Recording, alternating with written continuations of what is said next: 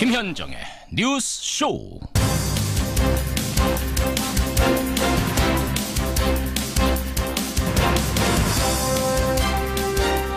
애청자 여러분, 특히 포항 지역의 분들 밤사이 안녕하셨습니까? 지난밤에도 여진이 발생하면서 집으로 돌아가지 못하고 이틀째 대피소에서 밤을 지샌 분들이 많습니다. 게다가 오늘 비 소식이 있네요. 이 비가 그치고 나면 밤부터 기온이 뚝 떨어진다는데 이재민들의 마음고생 이래저래 더할까 걱정입니다.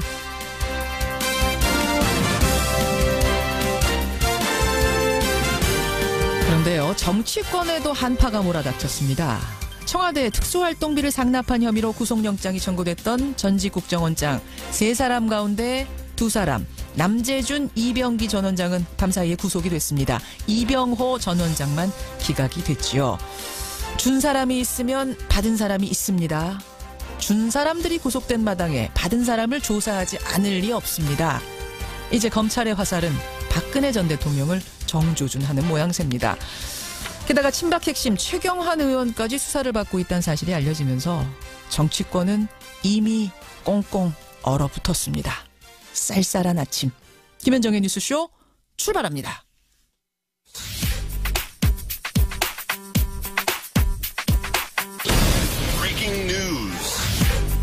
김현정의 뉴스쇼가 주목한 오늘의 포인트, 민경남 프로듀서 나와 있습니다. 어서 오세요, 민 PD. 안녕하세요. 오늘 첫 번째 포인트 뭐부터 볼까요? 박근혜 턱밑입니다. 예, 국정원 특활비 상납 의혹. 제가 오프닝에서도 설명드렸습니다만 그 얘기죠? 간밤에 박근혜 정부 당시 3명의 국정원장 중에 남재준, 이병기 2명이 구속됐습니다. 예. 이병호 전 국정원장은 구속영장이 기각됐지만 대통령에게 특활비를 내라는 지시를 직접 받았다는 진술을 내놓은 상태입니다. 그렇죠. 또 친박의 핵심이죠. 자유한국당 최경환 의원이 경제부총리로 재직하던 당시에 국정원 특활비를 제공받은 의혹에 대해 검찰 수사 중인 것으로 전해집니다. 최경환 의원도 수사 중이다. 네. 그리고 안봉근 이재만 2 전직 청와대 비서관이 특활비를 상납받은 혐의로 구속이 된 상태죠. 그렇죠. 이 과정에서 이미 박근혜 전 대통령이 공범으로 적시된 상태입니다. 예. 검찰 수사가 점점 박근혜 전 대통령의 턱밑을 조여오는 모양새입니다. 그러니까 지금 국정농단으로 이미 재판을 받고 있는 건데 거기다가 국정원 특활비까지 추가 수사를 받아야 되는 이런 상황에 지금 놓인 겁니다. 그렇습니다. 예, 수사가 초일기에 들어갔다고 봐야겠네요. 다음 포인트는 뭡니까? 포항 고3들의 순환입니다. 여진이 밤사이에도 있었습니다. 이 포항 지역의 여진 계속되는 상황인데 과연 다음 주에 수능은 괜찮을까 이런 우려가 나오고 있죠. 네. 포항 시내 수능 고사장 14곳 중에 10곳에 균열이 발생해서 당국에서 안전점검 중이죠. 예. 김부겸 행정안전부 장관은 어제 포항 지역 수험생들이 인근 지역에서 시험을 볼 수 있게 하겠다고 말했습니다. 그러니까 이동을 해서 다른 곳에서 시험을 볼 수 있도록? 그렇습니다. 네, 하지만 교육당국에서 긴급 설문조사를 해본 결과 포항 지역 수험생들의 80% 이상은 여전히 포항에서 시험을 보기를 원한다고 합니다. 그렇죠. 상식적으로 생각을 해도 어떤 낯선 지역으로 가서 시험 본다는 게 이게 좋은 건 아니니까. 그렇죠. 좋을 리는 없으니까. 참 포항 지역 수험생들 상상도 못할 일 때문에 정말 마음고생이 심하겠네요. 그런데 이 와중에요. SNS에 포항 지역 수험생들 때문에 수능이 연기됐다는 비난이 올라와서 포항 지역 수험생들이 상처를 더욱 받고 있다는 소식도 전해집니다. 이런 또 어처구니 없는 이런 SNS까지 돌아다닙니까? 이거는 신경 안 써도 되겠습니다. 포항 지역 학생들 힘내시기 바랍니다. 다음 포인트 가죠. 일본은 사과하라입니다. 일본은 사과하라. 이거 우리가 많이 해온 얘기인데 왜 이야기가 지금 이 시점에 또 나온 거죠? 네, 국제사회 이야기입니다. 유엔 인권이사회에서 일본에 대해 일본군 위안부 문제에 성의 있는 사과를 하고 희생자에 대해서 보상하라는 권고를 내린 사실이 일본 교도통신을 통해 알려졌습니다. 유엔 인권이사회에서 권고를. 네, 이번 권고안에는 혐한 관련 혐오 발언에 대해서도 일본 내 대책이 미흡하다는 지적이 포함되어 있다고 합니다. 예, 일본은 답을 해야겠습니다. 여기까지 오늘의 포인트. 민경남 프로듀서 수고하셨습니다. 감사합니다. 포항 장성동의 한 필로티 건물은 건물을 떠받치고 있는 기둥이 지진의 엿가락처럼 힘없이 무너지며 폐쇄됐습니다. 여진이 계속 발생이 돼서 집에 있기가 너무 겁나서 전국 학교 시설물 10곳 중 8곳은 내진 기준을 충족하지 못한 것으로 파악됐습니다. 예, 그제 포항에서 발생한 지진의 여진이 계속되고 있습니다. 이런 가운데 어제 인터넷상에서는요. 우리 집 내진 설계 간편 조회 서비스라는 페이지가 꽤 오랫동안 실시간 검색어에 올라 있었습니다. 이게 이제 서울시 건물들의 내진 설계 여부를 알려주는 페이지인데요. 서울시의 60만여 개 건물 가운데 절반만이 내진 설계가 돼 있더군요. 그렇다면 전국적으로는 어떨까요? 여러분이 사시는 그 집은 안전한 걸까요? 이분과 함께 짚어보죠. 한국지진공학회의 회원이세요. 건국대학교 인프라시스템공학과 이태영 교수 연결이 돼 있습니다. 이태영 교수님 안녕하세요. 네, 안녕하세요. 교수님 댁은 어떻게 내진 설계가 돼 있습니까? 지금 제가 살고 있는 집은 2002년에 지어져서요. 예. 내진 설계가 되어 있다고 봅니다. 그래요. 저도 어제 간편 조회 시범 서비스 들어가 봤는데 저는 확인이 어렵습니다. 이렇게 나오더라고요. 제가 사는 아파트는. 근데 이게 어떤 건물은 돼 있고 어떤 건물은 내진 설계가 안 돼 있고 기준이 뭡니까? 예, 그게 우리나라에서 1988년부터 건축물의 내진 설계를 도입을 했는데 그 당시에는 6층 이상 건물에 대해서 적용을 했어요. 88년에 예. 6층 이상 건물은 내진 설계를 해라. 네. 그리고 그게 이제 확대가 좀 되는 게 5층 이상으로 확대가 되는 게 2005년에 확대가 됐고 예. 그 점차 3층 그리고 작년에 정주 지진 이후에 이제 2층 이상은 내진 설계를 하도록 이렇게 규정이 좀 강화가 되고 있습니다. 그렇군요. 그러면은 88년 이전에 지어진 6층 이하 88년 이전에 지어졌거나 네. 88년이 넘어서도 6층 이하의 건물이면은 이 내진 설계가 안 돼 있을 가능성이 큰 거네요. 네, 5층까지는 내진 설계가 안 된 거죠. 그러네요. 네. 지금 들으시는 분들 중에 우리 집은 어떻게 되는 거지? 이것들 아마 파악하고 계실 텐데 지금 손으로 셈하고 계실 텐데 네. 전국적으로 실태가 파악된 게 있습니까? 그게 이제 그 의원들께서 국회의원들께서 이제 조사들을 하는데 예. 올해 7월 기준으로 해서 전국의 내진 대상 건축물 중에서 20% 정도가 내진 설계가 되어 있는 거로 밝혀졌습니다. 우리나라에 저층 건축물들이 많아요. 예. 그래서 뭐 아까 말씀드린 것처럼 5층 이하의 건물들도 많았고 특히나 3층 이상을 포함한 거는 몇 년 안 되기 때문에 그러네요. 예, 이번에 뭐 포항에서 사고가 났던 뭐 필로티 건물, 뭐 빌라들 예. 이런 것들이 동수는 굉장히 많거든요. 그래서 이 내진 비율이 이렇게 떨어지는 겁니다. 그러니까 이게 규정이 바뀐 후에 지었는데도 뭐 안 지켰다 그런 얘기가 아니라 이미 규정이 강화되기 전에 지어진 건물이 워낙 많다 보니까. 예, 맞습니다. 지금의 내진 설계 기준으로 보자면 지금 현재 기준으로 보자면 한 20%밖에 만족하는 게 없다. 네. 그래요. 일단 그럼 하나하나 좀 보죠. 지금 정도의 내진 설계 기준이면은 앞으로 지어질 건물들은 괜찮겠습니까? 아니면 더 강화해야겠습니까? 설계 기준 자체를 보면은 문제가 없습니다. 그러니까 그 지금 제시되어 있는 건축 구조 기준에 맞춰서 설계를 한다면 예. 건축물의 규모와 상관없이 문제가 없어요. 지진이 와도. 지금 정도의 기준이면은 상당히 강화가 돼 있다.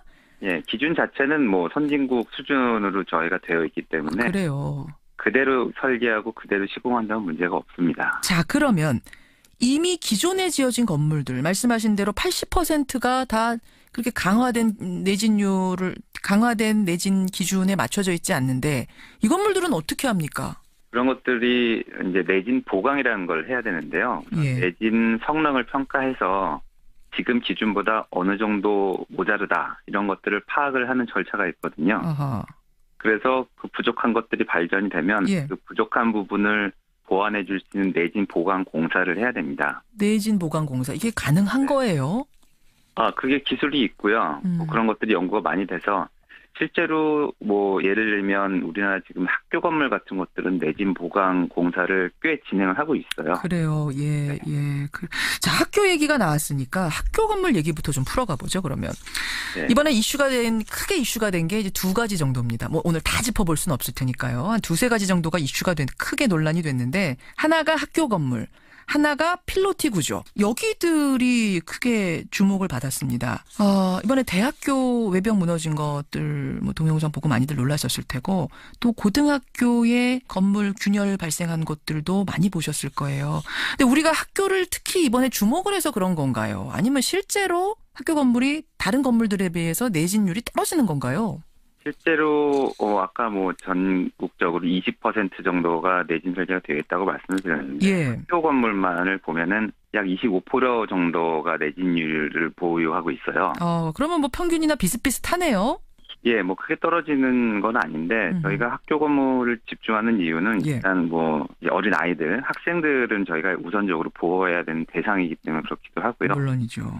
미국, 일본 같은 데서는 이제 학교 건물들을 이렇게 대피소로 쓰이는 경우가 많이 있습니다. 그렇게 이제 보호가 잘 내진 설계가 되어 있는 건물이다 보니까 예. 그런 이유로 학교 건물에 저희가 주목을 하는 거고 특히나 2008년에 중국의 스촨성 지진이 크게 났는데 그때 학교 건물이 무너진 경우가 있었어요. 그래서 이제 맞아요. 아이들이 다치고 했기 맞아요. 때문에 그때 이후로 학교 내진 보강을 시작을 하게 된 겁니다. 2008년 스촨성 지진 때 그 학교 여러분 기억하실 거예요. 아이들이 다 묻혔었던. 그런데도 아직도 25% 수준밖에 안 됐어요. 비용이 많이 듭니다. 재원을 확보하는 게 힘들었고요. 예. 그리고 학교라는 게 특성이 방학 때만 이 공사를 할 수 있는 그 여건이 있기 때문에 그러네요. 그런 면에 있어서 아마 추진이 좀 더뎠던 것 같고요. 예. 예, 전체적으로는 이 내진 보강 같은 게 지진이 오지 않으면 티가 나지 않거든요. 그렇죠. 그래서 이게 좀 그 예산 배정에서도 늦춰지고 그런 면이 있었습니다. 작년에 예. 경주 지진 이후로 그런 것들은 많이 탄력을 받긴 했죠. 자, 또 하나 이번에 눈에 띈 것이 이제 필로티 구조 건물들이었어요. 이 기둥이 무너져 있는 충격적인 사진들이 막 돌아다녔거든요. 이 구조가 지진에 더 취약한가요? 어떤가요, 교수님? 예, 그 구조 형식이 필로티는 내진 설계를 하는 데 있어서 취약한 그런 구조 형식에 속합니다. 역시 그냥 우리가 막연히 생각하는 그게 맞군요. 예, 우리가 봐도 이제 하체가 좀 부실해 보이는 그런 형식의 구조이기 때문에 그렇죠. 예, 지진에 취약합니다. 구조 자체가. 그러면 아까 말씀하신 그 내진 설계 기준이 지금 강화된 내진 설계 기준이 있다고 말씀하셨잖아요. 그럼 그 기준 하에라면은 필로티 구조는 이제 더 이상 못 짓는 거 아닙니까? 우선적으로 이 건축 구조 기준을 보면 필로티는 좀 피하도록 하는 게 좋은데요. 아무래도 이 건축물이라는 게 말씀하신 것처럼 이제 뭐 사용성이라든지 아래 주차를 해야 되거나 1층에 저희가 필요한 공간이 많을 때가 있어요. 그런 이유 때문에 1층 공간 확보를 위해서 필로티를 어쩔 수 없이 쓰는 경우도 있습니다. 그래서 내진 설계라는데 좀 피하면 좋은 형식이긴 하지만 기둥 보강을 잘 하거나 설계를 제대로 하면 사용하는데 문제가 없습니다. 가장 좋은 건 필로티 구조하지 않고 그 앞에 주차장을 따로 확보하는 거지만 물론 지금 우리나라 현실에서 볼 때는 어떤 건물 지으려면 주차장이 일정 공간 이상 반드시 확보가 돼야 되거든요. 근데 현실적으로는 그럴 수가 없으니까 필로티라는 것을 지을 수밖에 없다. 그렇다면 내진 설계를 2배, 3배 더 철저히 해야 된다 이 말씀이세요. 맞습니다. 그리고 건축구조 기준에 이제 그렇게 명시가 되어 있고요. 가능은 합니까? 더 철저히 한다는 게?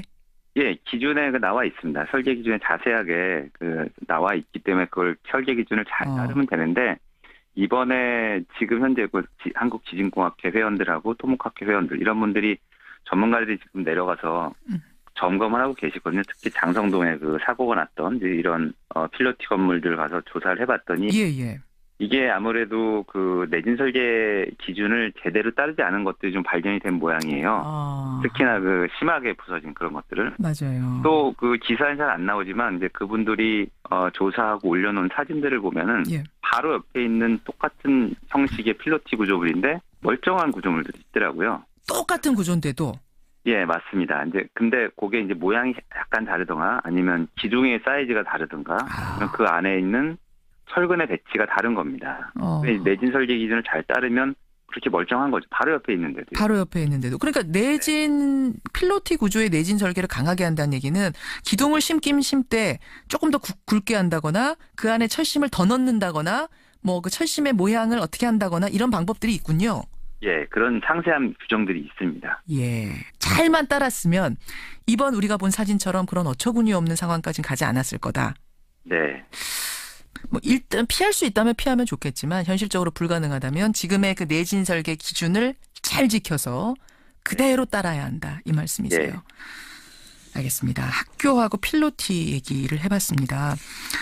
오늘 뭐 시간 관계상 하나하나 다 짚어볼 수는 없겠습니다만 이번에 여러분들이 궁금해하셨던 그 궁금증들은 풀어주셨어요. 그럼 앞으로 어떻게 해야 될 것이냐. 이제 우리나라도 지진 안전지대가 아니라는 것은 확실해진 것 같습니다. 전문가로서 뭐가 더 필요하다고 보세요? 이번 지진은 특징이 구조적인 손상을 많이 줬어요. 이번에 말씀하신 필로티라든지. 맞아요. 또 크게 드러나진 않았지만 상수도가 파열된 데가 있었고요. 전기가 단절된 데가 있었고, 또 우리가 라이프라인이라고 얘기를 하는데요. 우리 인간 예. 생활하는데, 그리고 복구하는 데 꼭 필요한 그런 것들이 있거든요. 도로, 전기, 가스, 상수도, 하수도 이런 것들이 중요한데 예. 이런 것들도 손상을 입었어요. 그래서 내진 설계가 그대로 시공이 잘 될 수 있는 이런 절차, 검증하는 제도 이런 것들을 마련을 해야 되고요. 예.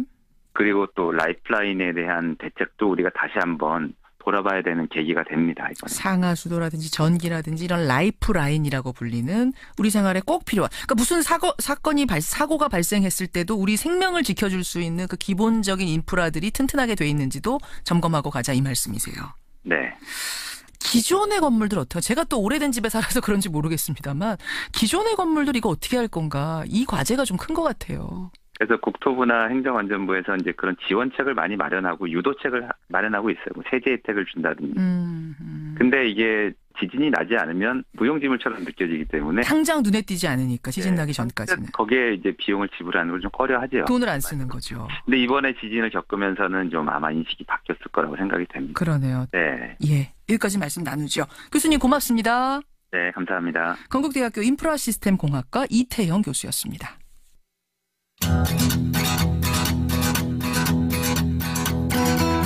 김현정의 뉴스쇼는 청취자 여러분의 참여로 이루어집니다. 트위터, 페이스북, 레인보우 게시판, 그리고 단문 50원, 장문 100원의 유료 문자 샵 1212, 우물정 1212 통해 참여하실 수 있습니다. 김현정의 뉴스쇼, 여러분과 함께 만듭니다. 김성환의 행간 시사평론가 김성환 씨 나오셨습니다. 어서 오십시오. 네, 안녕하세요. 김성환 씨 사는 집은 괜찮은가요? 아니요, 전세라서요. 좀 별 선택권이 없어서. 아니 뭐 전세라고 지진이 피해갑니까? 전세 세입자들은요, 어디 예. 집을 골라서 가기가 굉장히 어렵습니다. 하긴 그러네요. 네. 그러네요. 뭐 돈 맞춰서 가는 거지. 그렇죠. 자기 집을 살 때는 이제 그걸 등기부나 이런 걸 떼어보면서 확인을 해봐야 되겠죠. 하긴 뭐 집 사는 사람들도 이게 내진 설계가 됐나 이런 것까지 참 보기 확인하는 분들은 거의 없는데. 가격에 맞추는 거죠. 가격에 맞추는 네. 거죠. 아, 또 그런 얘기하고 나니까 서글퍼지는데. 행간 뭐 가지고 오셨습니까? 네, 엊그제 포항에서 규모 5.4의 지진이 발생하지 않았습니까? 예. 그래서 한반도 전체가 흔들거렸는데요. 예. 그런데 어제 정치권에도 역대급 지진이 일어났습니다. 현직 청와대 정무수석인 전병헌 전 의원이 비리 혐의로 자진 사퇴를 했고요. 예. 친박 실세인 자유한국당 최경환 의원은 국정원 특수활동비 1억 수수 혐의로, 당 중진인 오선의 원희철 의원은 불법 정치자금 수수 혐의로 검찰 수사를 받고 있다는 사실이 확인됐습니다. 그렇죠. 정치권 뒤흔들고 있는 포항 지진보다 훨씬 더 무서운 사정 지진, 이 뉴스의 행간을 좀 살펴볼까 합니다. 저는 아까 전에 정치권의 한파라고 표현을 했는데 네. 김성환 씨는 지진으로 표현을 하시는군요. 그런데 이 정치인들의 공통적인 특징은 모두 다 억울하다. 네. 난 돈 받은 적 없다. 혐의 전면 부인이라는 게 공통점이죠. 네, 맞습니다. 이 전병헌 정무수석이 자진 사퇴하면서 기자회견을 했죠. 제 과거 비서들의 일탈행위는 송구하지만 예. 어떤 불법 행위에도 가담하지 않았다. 난 결백하다. 이렇게 억울함을 호소했습니다. 예, 예. 이 최경환 의원도 마찬가지인데요. 오늘 언론 인터뷰 하면서 나온 말이 있는데 전혀 그런 사실이 없다. 만약 사실이라면 동대구역 앞에서 할복 자살하겠다. 이렇게 얘기했습니다. 최경환 의원이 이런 표현까지 했어요. 네. 할복 자살하겠다. 네, 불법 정치자금을 수수한 혐의를 받고 있는 원유철 의원 역시 반응이 좀 비슷한데요. 예. 제가 힘들고 어려울 때마다 저를 믿고 지켜주셨듯 저를 믿어주시면 감사하겠다 이러면서 혐의를 전면 부인하고 있습니다. 모르겠습니다. 이분들 가운데는 정말로 억울할 사람이 있을 수도 있고 그럴 수도 또 있죠. 아닌데 그냥 이렇게 일단은 네, 부인하고 보는 사람이 네. 있을 수도 있고 뭐 속사정들은 이제 조사하면 알겠습니다만 그렇죠. 일단은 혐의를 받는 게 사실이고 다 부인하고 있는 게 사실이고 이건 네. 공통점이란 얘기예요. 자, 정치권 뭐 지진으로 흔들리고 있는 정치권 이 뉴스의 행간으로 들어가 보죠. 첫 번째 인간은 뜬 눈으로 밤을 지새웠을 것이다입니다. 자, 포항 시민들이 그랬을 것이고 정치권의 이분들도 그랬을까요? 네, 맞습니다. 겉으로는 절대 돈 받은 적 없다. 비리 저지르지 않았다. 이렇게 큰 소리를 치고 있는데요. 그렇지만 속으로는 아마 잠을 못 잘 정도로 불안할 겁니다. 왜냐하면요. 지금 이미 포항처럼 집이 무너지기 일보 직전이라는 사실을 직감하고 있을 겁니다. 정치 생명이 끝날 수도 있다는 생각을 할 것 같은데요. 아니 아직 검찰 수사가 시작이 안 된 경우도 있지 않아요? 왜냐하면요. 전병헌 전 수석을 얘기하면 예. 검찰이 아무리 간이 커도 현직 청와대 정무수석을 수사한다. 그리고 피의자 신분으로 소환 통보를 한다. 이거 웬만한 자신감 아니면 안 되거든요. 그만큼 혐의 입증을 자신하고 있다 이런 얘기가 될 수 있고요. 현직이었던 사람에 대해서 그 정도 그러니까 내주 초에 지금 소환한다는 건데 살아있는 권력을 건드리는 거거든요. 이건 뭔가 증거 확보가 지금 됐다는 네. 자신감이 있는 걸 거다. 네, 그렇습니다. 그리고 가장 든든한 버팀목이 어디입니까? 청와대잖아요. 청와대죠. 청와대 반응도 좀 싸늘합니다. 지금. 어떻게요? 오히려 임종석 비서실장이 예. 적절한 판단을 내리시라 그동안 여러 차례 자진 사퇴를 종용했다고 합니다. 전 수석을 향해서. 네. 최경환 의원도 마찬가지인데요. 자신이 한때 주군으로 모셨던 박근혜 전 대통령 뭐 구속 상태이죠. 그렇죠. 그리고 박근혜 정권 시절 최고 실세로 군림을 했습니다. 예. 그런데 지금은 친박계에 대한 당내 시설이 아주 싸늘합니다. 그러니까 우군이 별로 없다는 얘기예요. 그래요. 그러니까 만약에 이 상태에서 특활비를 받았다고 하는 사실이 확인됐다. 그러면 진짜 정치 생명 끝나는 겁니다. 원유철 의원도 마찬가지인데요. 이 검찰이 5선의 국회의원 지옥구 사무실을 압수수색하면서 이거 공개 수사한다는 건 그만큼 혐의 입증에 자신감이 있다는 얘기입니다. 원유철 의원 5선입니다, 여러분. 네. 예. 그러니까 그냥 뭐 2, 3선도 아니고 5선이기 때문에 보통 국회의장쯤 되면 한 7선 정도 되면 되거든요. 맞아요. 이건 대단한 자리입니다. 그런데 이렇게 검찰이 압수수색을 공개적으로 했다는 것은 역시 마찬가지로 혐의 입증에 자신을 하고 있다는 얘기가 될 수 있습니다. 뭐 항상 다 그랬던 건 아니에요. 항상 다 물론 그랬던 건 나중에 아니지만 이제 보편적으로 보면은 그렇지 않았겠는가. 예, 그래서 지금 두려움에 떨고 떨 수밖에 밤잠을 없다. 이루지 못했을 것이다라는 얘기입니다. 두 번째 행간 뭡니까? 두 번째 행간은 이거는 전진에 불과할 수 있다입니다. 요즘 뭐 전진, 본진, 여진 이런 얘기들 하는데 예. 전진에 불과할 수 있다고요? 포항도 뭐 더 큰 지진이 일어날 수 있다 이렇게 경고가 나오고 있는데요. 혹시 지금 이 지진이 전진 아니냐 이 얘기가 전문가들 사이에 나오죠. 네. 정치권에도 조만간 규모 7.0 아니 그 이상의 초대형 지진이 일어날 수 있다는 얘기입니다. 그만큼 쌓인 응력이 크다는 얘기가 될 수 있는데요. 왜냐하면요. 강원랜드 채용 비리하고 선거법 정치자금법 위반 혐의로 검찰 수사를 받거나 재판 중인 자유한국당 의원이 10명 안팎입니다. 그래요. 여기에 최경환 의원의 특활비 의혹까지 터져버렸거든요. 예. 그러니까 정말 친박 중에서 최경환 의원 혼자만 이런 거 받았을까요? 자칫하면 최경환 발 특활비 의혹이 정치권 전체로 번질 수도 있는 상황입니다. 예. 여기에 살아있는 권력인 청와대 정무수석까지 검찰 사정권에 들어갔습니다. 예. 만약에 이 모든 게 한꺼번에 터져나온다? 이거는 지금 나오는 상황은 전진에 불과할 수도 있습니다. 박지원 전 대표, 국민의당 박지원 전 대표가 페이스북에 어제 국정농단 댓글에 이어서 총체적으로 비리사찰 공화국이 되어간다 이렇게 표현까지 했습니다. 물론 이게 부정적인 표현일 수도 있지만 사찰 국면이 시작됐다고 얘기하고 있다고도 볼 수 있을 것 같습니다. 마지막 행간 뭔가요? 마지막 세 번째 행간은 언제 어디서 지진이 일어날지 아무도 예측할 수 없다 이겁니다. 지진이 무서운 건 정말 언제 일어날지 모르기 때문에 무서운 건데. 네, 맞아요. 지금 정치권 지진도 그렇다고 보시는 거예요? 네. 그러니까 보통 박근혜 정부 시절에도 그렇지만 검찰총장이나 더 법무부 장관을 통해서 검찰 수사 상황이 보고가 됐어요. 청와대로. 예. 그런데 이번 정부에서는 그런 게 없다고 합니다. 그렇죠. 오히려 문무일 검찰총장이 수사 기밀을 유출하는 검사는 각오해라 이렇게 엄포를 놨다고 합니다. 그리고 청와대에서도 조국 민정수석이 항상 그랬잖아요. 우리는 간섭 안 한다. 네. 독립적으로 운영될 거다. 그리고 지금 이 이름이 거명되는 의원들이요. 뭔가 기획사정을 해서 나왔다기보다는 뭐 전 보좌관의 변호사비 대남 요구, 롯데홈쇼핑 재승인 로비, 뭐 국정원 특수활동비 수사하다가 걸려 나온 거예요. 맞아요. 한마디로 검찰의 칼날이 어디로 향할지 아무도 모른다는 겁니다. 그러니까 검찰발 사정 칼날이 이전보다 훨씬 더 무서운 건 기획하지 않고 걸리면 걸리는 대로 휘두르기 때문일 겁니다. 그 부분이죠. 그렇죠. 청와대도 지금 간섭하지 않고 있다는 그렇죠. 사실.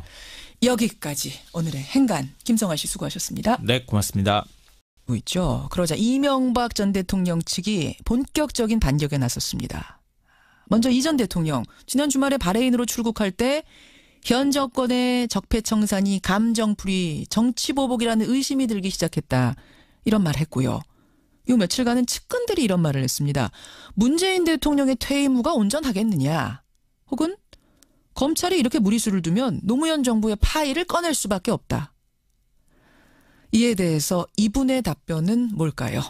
노무현 정부 당시 법무부 장관을 지낸 분이죠. 국민의당 천정배 전 대표 연결이 돼 있습니다. 천정배 의원님 안녕하세요.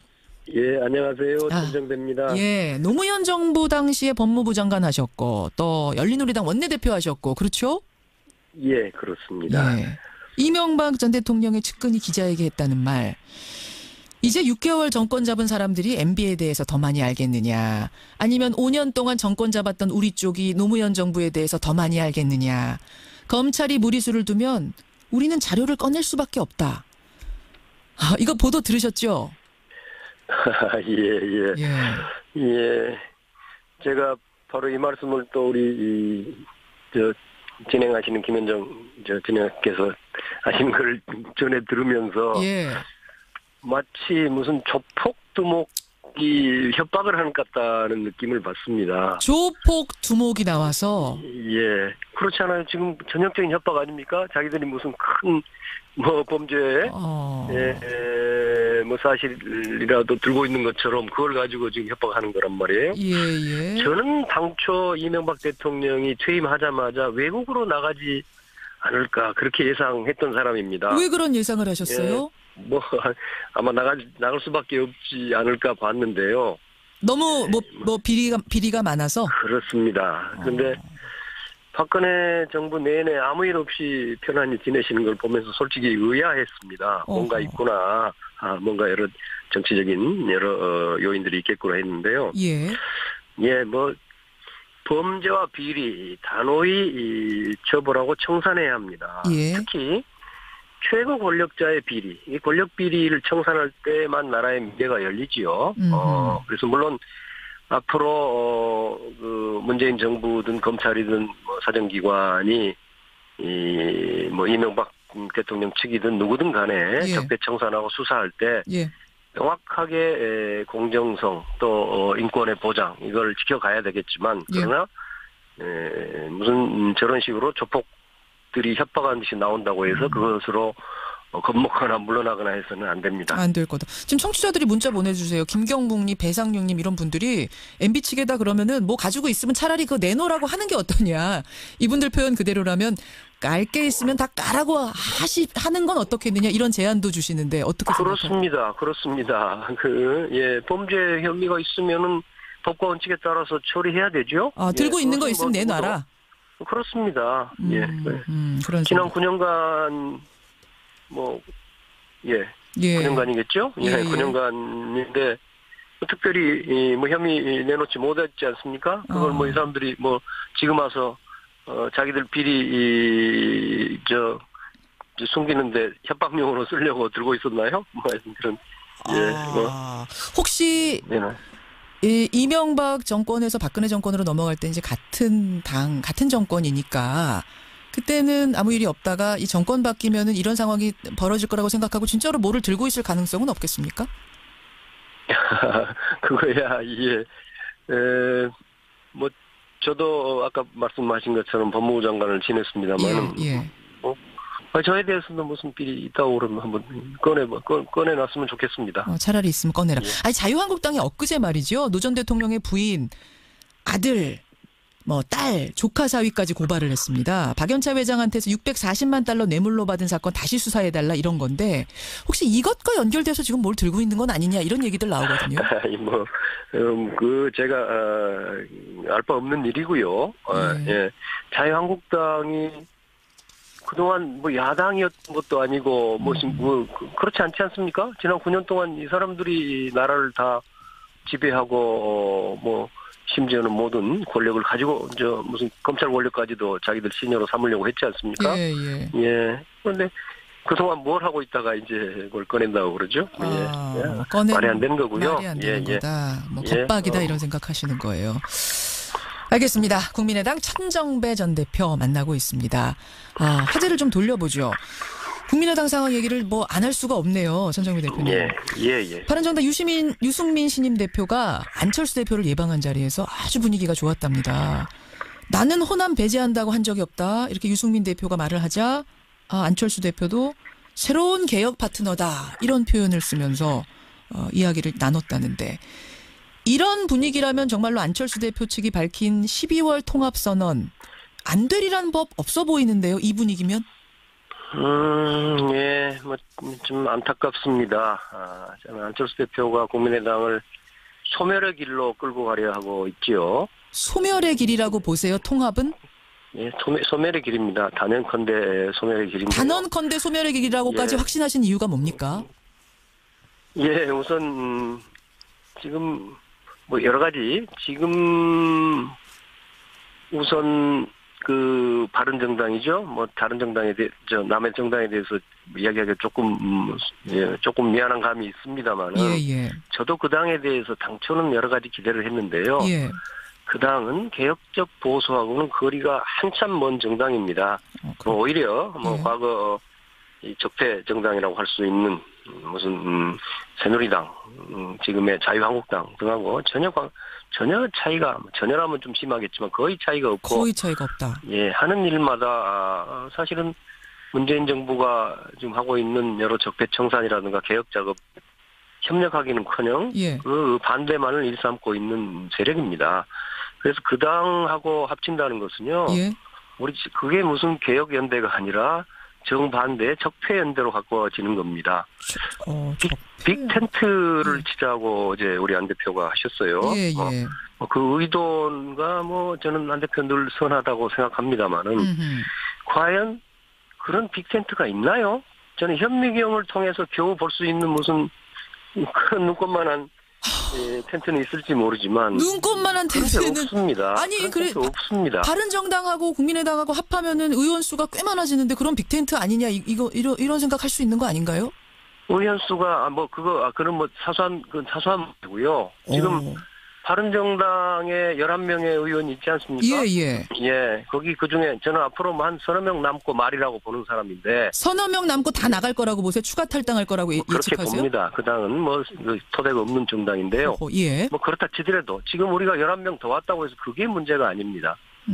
지금 국민의당은 선도정당 리딩 파티거든요. 그러니까 잘 아시다시피 국민 여러분께 잠깐 설명드린다면 지금 국회가 문재인 정부의 우호적인 의원들이 130명 그리고 반대하는 의원들이 129명입니다. 정확하게 거의 절반이거든요. 아 그래요. 그 정중간에 국민의당 40명이 있는 거죠. 캐스팅 보트를 쥐고 있죠. 그렇습니다. 선도 정당이죠. 우리가 이 40명의 힘으로 여러 적폐청산 개혁 작업을 이끌어가면서 문재인 정부하고 협력할 것은 협력한다면 나라를 위해서도 큰 일을 하고 우리한테도 큰 전략적 가치가 있는 거지요. 근데 여기에서 제가 적폐 쪽에 가까운 몇 사람 더 붙은다고 아무 의미가 없는 겁니다. 아무 의미가 없다. 근데 이제 아무 의미라면 좀 지나치겠지만. 근데 11명이 그대로 와서 함께 한다면 사실은 외연 확장이 되지 않겠느냐. 그러니까 전국당으로서 지금은 사실은 호남 색깔이 강한 게 사실인데 전국적으로 전국당으로서의 외연 확장 시너지가 나지 않겠느냐는 게 안철수 대표 측의 주장이거든요. 지금 이 순간에 뭐가 본질이고 뭐가 가진가를 봐야 되는 거 아닙니까? 예. 절대 다수의 국민들은 대한민국이 이 기회에 작년에 촛불 국민혁명이 있었고 정공처가 이루어졌지 않습니까? 또 대통령에 대한 탄핵까지 이루어진 상황에서 많은 국민들이 이번에는 나라가 좀 근본적으로 바뀌었으면 좋겠다. 과거에 아까 이명박 대통령 이야기도 있었습니다만 그런 여러 이른바 적폐에 대해서 좀 철저한 청산이 있고 그 토대 위에서 국민의 권리를 신장하고 민생을 안정시킬 수 있는 대대적인 개혁이 있어야 한다고 지금 많은 국민들이 절대다수 국민들이 바라고 열망하고 있단 말이에요. 그 열망에 부응하는 것이 우리 국민의당이 갈 길이죠. 그것이 개혁의 길입니다. 알겠습니다. 개혁의 길인데 그것과 그 역행하는 거다. 넓은 말하면 제가 지난번에 그런 이야기 했습니다만 그 넓은 평야, 비호감 평야를 놔두고 민심의 평야를 놔두고 지금 그 척박한 산골짜기로 들어가서 무슨 거기 화전을 일구자는 거란 말이에요. 화전을 일구자는. 그리고 우리가 오늘 여러 가지 비유 많이 하시네요. 선거를 생각해 보더라도 알겠습니다. 어떤 우리는 말씀이신지. 선거를 이기려고 그래야지 덜 지려고 해서는 안 됩니다. 바른정당하고 그 몇 퍼센트 더 붙은다고 해서 그걸 선거 이깁니까? 근데요, 전 의원님, 혹시 호남계 의원들이 지금 민주당하고 함께하고 싶은데 이게 잘 안 되고 괜히 바른정당하고 안철수 대표가 손잡으려고 하니까 이렇게 반대하는 건 아니냐라는 얘기도 나오거든요. 그렇지 않습니다. 지금 우리 아까도 말씀드린 우리가 가야 될 길은 개혁의 길이고 또 국회에서도 리딩 파티, 선도 정당의 길이기 때문에 우리의 입장과 정체성을 명확히 하고 예. 그것을 가지고 문재인 정부가 잘하고 열심히 해야 될 부분은 협력하는 것이고 알겠습니다. 예, 또 비판할 일은 비판해서 가면 되는 겁니다. 전 의원님. 그렇게 하는 것이 바로 우리 다수당 제3당으로 갈 길이거든요. 그럼 우리 살아납니다. 저는 그렇게 확신하고 있고 그 길이 옳다고 봅니다. 만약 지금 30초밖에 안 남았습니다만 이대로 안철수 대표가 통합을 선언한다면 계속 밀고 간다면 박지원 의원은 탈당 말씀하셨어요. 정말 그렇게까지도. 아니 당은 대표 혼자 끌어가는 게 아닙니다. 절대 통합이 이루어질 리가 없습니다. 그리고 아까 말씀드렸습니다만 그 길이 나라를 위한 개혁의 길이라면 고난의 길이라도 함께 할 수 있지만 나라를 해롭게 하는 반개혁 적폐연대의 길인데 결코 갈 수가 없죠. 함께 가지 못한다는 말씀이세요? 그렇습니다. 함께 갈 수 없다란 말씀은 그러면은 이 당을 그대로 대표가 밀고 나간다면 나는 떠날 수밖에 없다는 각오까지도. 제가 떠날 이유는 없죠. 그분이 안 떠나시면 누군가 하나는 떠나야 되는 거잖아요. 이제 그거는 당 안에서의 어떤 방을 갈 것인가 말하자면 쉽게 말해서 당의 노선에 관한 철저한 토론, 말하자면 쉽게 말해서 노선 투쟁이 있어야 될 것이고 그에 따른 국민들의 결정, 또 당원들의 결정이 있을 수 있겠지요. 여기까지 말씀 듣겠습니다. 고맙습니다. 예, 감사합니다. 국민의당 천정배 의원이었습니다.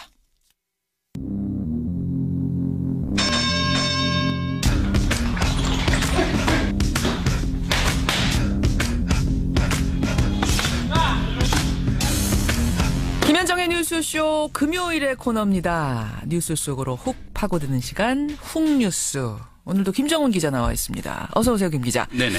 오늘은 어떤 뉴스 속으로 좀 훅 들어가 볼까요? 네, 포항 지진의 여파가 학교와 교실도 뒤흔들었죠. 어제 예정돼 있던 수능 시험이 한 주 뒤로 미뤄진 겁니다.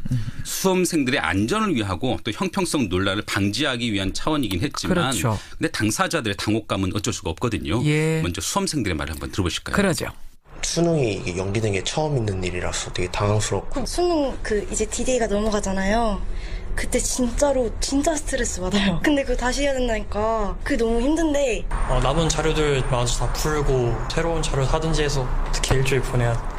요즘 시험 보기 전에 그렇게 문제집하고 썼던 교과서 모아서 버린대요. 그래서 버렸던 거 찾느냐고 여기저기서 소동이 벌어졌다던데 다들 걱정이 많네요. 시험을 준비할 기간이 더 늘긴 했는데 사실 이들에게는 지옥 같은 입시 전쟁 기간이 한 주 더 늘어난 셈이기도 하거든요. 그러게요.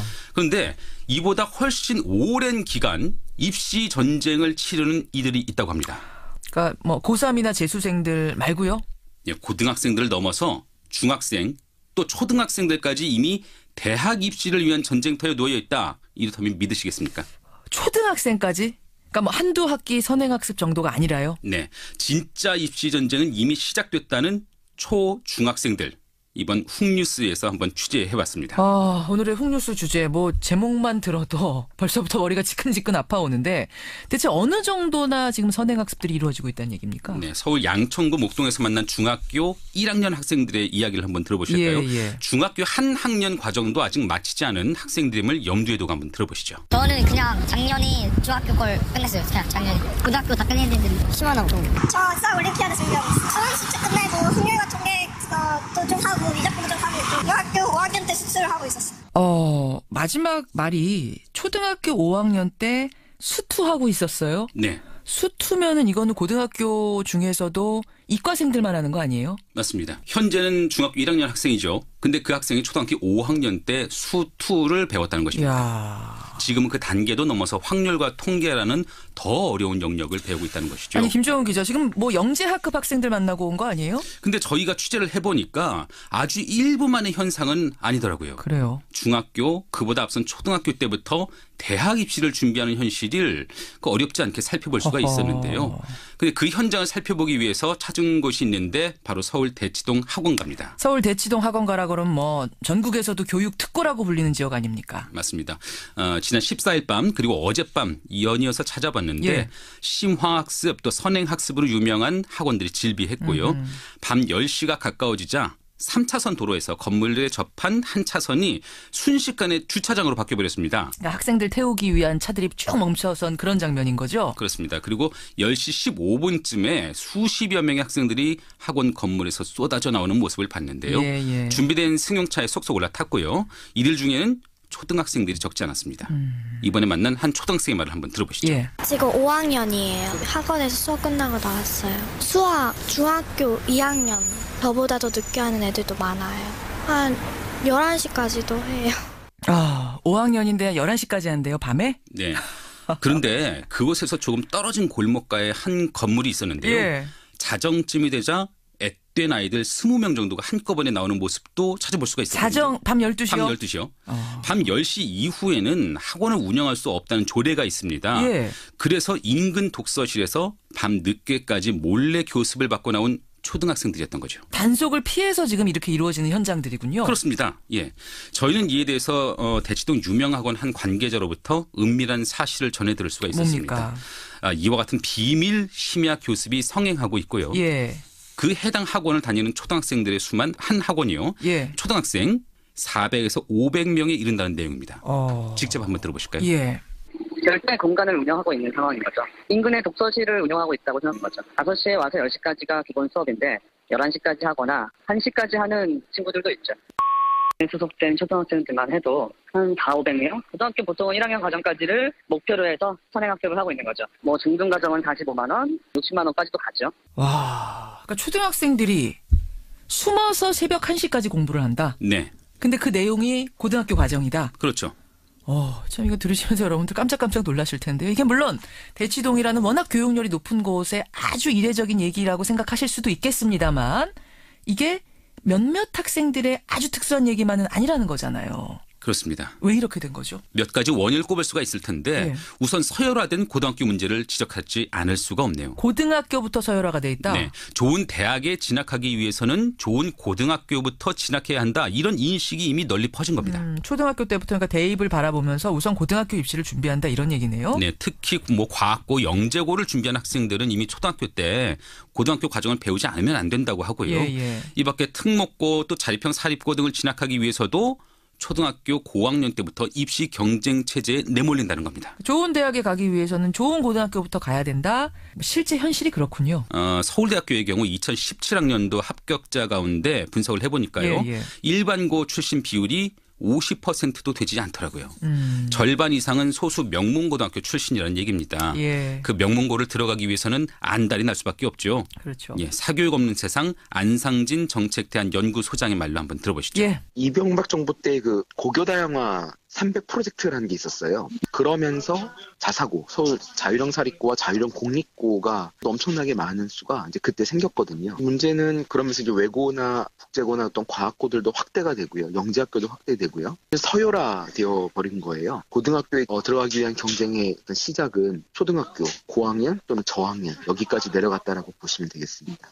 그러니까 이명박 정부가 고교 다양화 정책을 추진하면서 뭐 여러 가지 취지는 좋았어요. 여러 가지 고등학교들이 나오고. 근데 지금 그게 원래 취지대로 운영이 되지 않고 부작용이 생겨서 이런 일들이 벌어지고 있다는 거잖아요. 그렇습니다.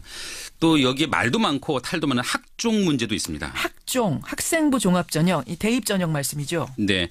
내신 성적은 물론 수상 실적, 동아리 활동 등을 모두 평가해서 대학 입학 전형에 반영한다 이런 제도인데요. 그렇죠. 2018학년도 대학 입시에서 전체 수시 모집 비율이 74%인데 예.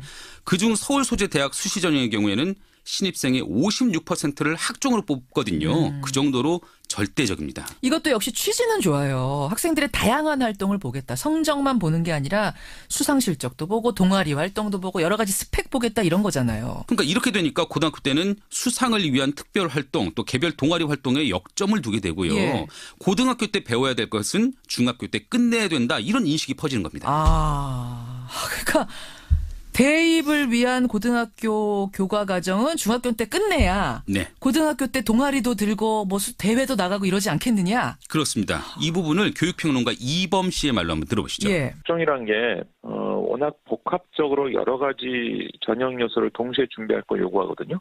일단 내신이 들어가죠. 각종 교내 경시대, 동아리 활동 들어가죠. 봉사활동, 독서활동 들어가죠. 각종 자격증 인증. 거기다 이제 소논문은 이제 경시대를 통해서 반영되기도 하고, 그러니까 학부모 입장에서는 내신 준비를 중학교 때 상당히 끝내놔야 나머지 교과요 활동들 여러 가지 것들을 이제 고등학교 때 해가지고 학종 준비를 제대로 완성할 수 있다. 성적은 기본이고 동아리, 봉사활동, 독서활동, 자격증도 따야 돼요? 성적 관리할 시간이 없을 거라는 겁니다. 그럴 수밖에 없겠네요. 앞서 서열화를 낳은 고교 다양화 프로젝트 3배, 그게 이명박 전 대통령의 공약이었거든요. 예.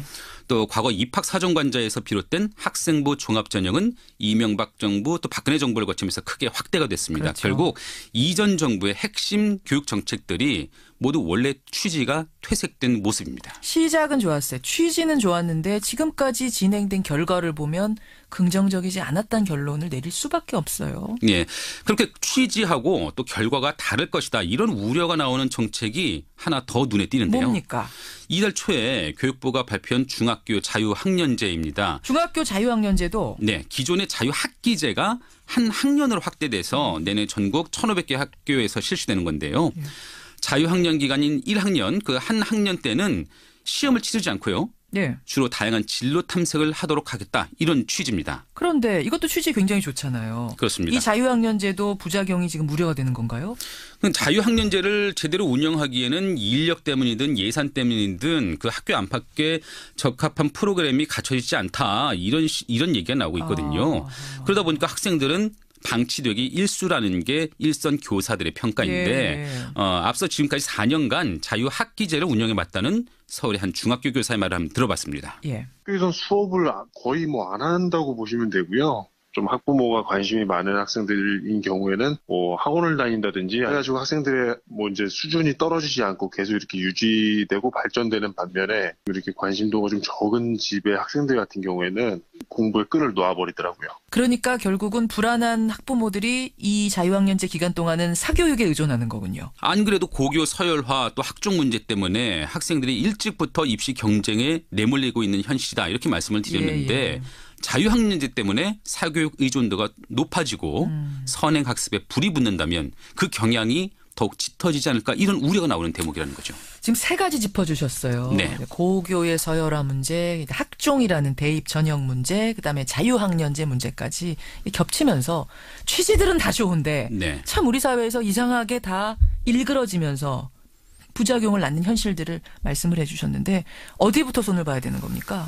네, 다행히 고교 서열화의 한 축이었던 자유형 사립고 또 외고와 같은 특수 목적고는 문재인 정부의 공약에 따라서 폐지 수순을 밟고 있긴 하거든요. 그렇죠. 예. 네, 이들 학교의 우선 선발권이 없어지면서 우수 학생을 미리 확보하는 길이 어려워진 겁니다. 이제는 그러면 특목고 들어갈 학생들은 일반 고등학교에서 하고 같은 날 시험을 본다면서요? 그렇습니다. 예. 그러니까 떨어지면은 재수를 해야 되는 거니까 아무래도 선택하기가 어려워지는 그런 거죠. 그래서 앞으로 없어지지 않겠느냐, 이런 전망이 나오는 건데 나머지 과학고 영재고에 과열된 입시 경쟁 문제, 또 학생부 종합전형의 부작용 등은 앞으로 좀 풀어야 할 숙제로 남겨져 있죠. 교육과 입시에 대한 문제도 좀 공론화위원회 같은 틀을 마련해서 풀어보는 건 어떨까, 저는 이런 생각도 드네요. 근본적 해법을 위해서는 교육 당국자뿐만 아니라 교사, 학부모 또 학생 모두가 머리를 맞대볼 필요가 있어 보입니다. 입시 전쟁으로 몰리는 나이가 이렇게까지 내려가고 있다면 이거는 비정상의 사회입니다. 우리가 지금 비정상의 정상화 작업 중이잖아요. 네네. 교육의 현실, 우리 교육계의 현실에도 관심을 더 가져야 될 것 같습니다. 네. 김정은 기자 수고하셨습니다. 네. 훅뉴스였습니다.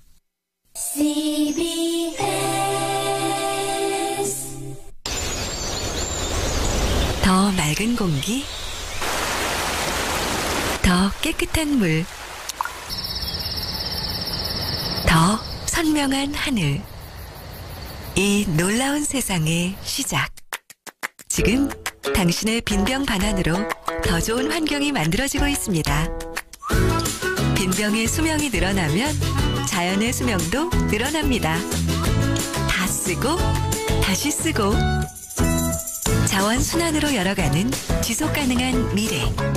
이 캠페인은 환경부와 한국순환자원유통지원센터가 함께합니다. CBS 특별기획 2017 대한민국 소리유산. 오늘은 추울 때 더 생각나는 것 40년 전통의 손칼국수집 편입니다.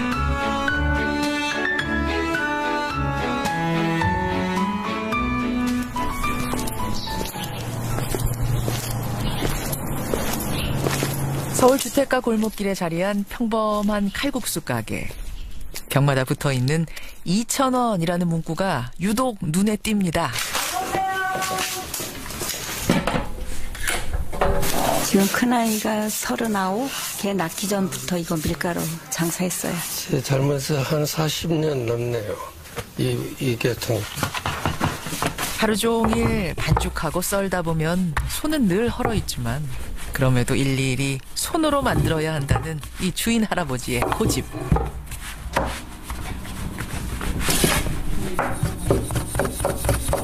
할아버지가 하는 거는 기계면하고 똑같아. 이가 아주 입자가 똑같아. 그래서 손님들이 알아보서 아줌마가 끓인 건지 할아버지가 끓인 건지.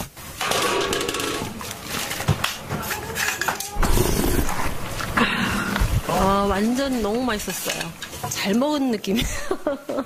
되게 감사해요. 여기 올 때마다. 비가 오거나 그 날씨가 조금 이렇게 추울 때 그럴 때는 특히 이렇게 국수 따뜻한 국물이 또 떠오르면서 칼국수가 생각이 나요.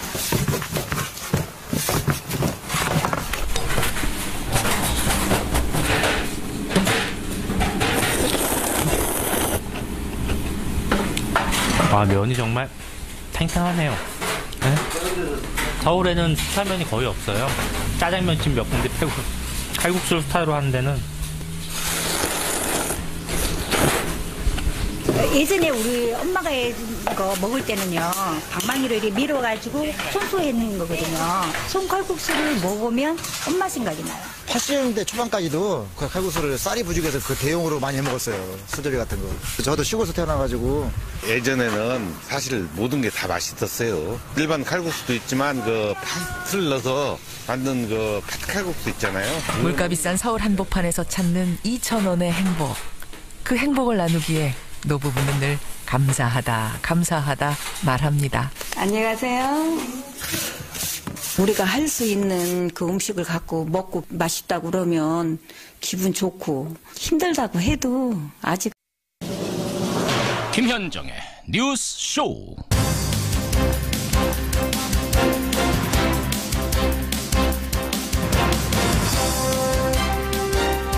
애청자 여러분, 특히 포항 지역의 분들 밤사이 안녕하셨습니까? 지난밤에도 여진이 발생하면서 집으로 돌아가지 못하고 이틀째 대피소에서 밤을 지샌 분들이 많습니다. 게다가 오늘 비 소식이 있네요. 이 비가 그치고 나면 밤부터 기온이 뚝 떨어진다는데 이재민들의 마음고생 이래저래 더할까 걱정입니다.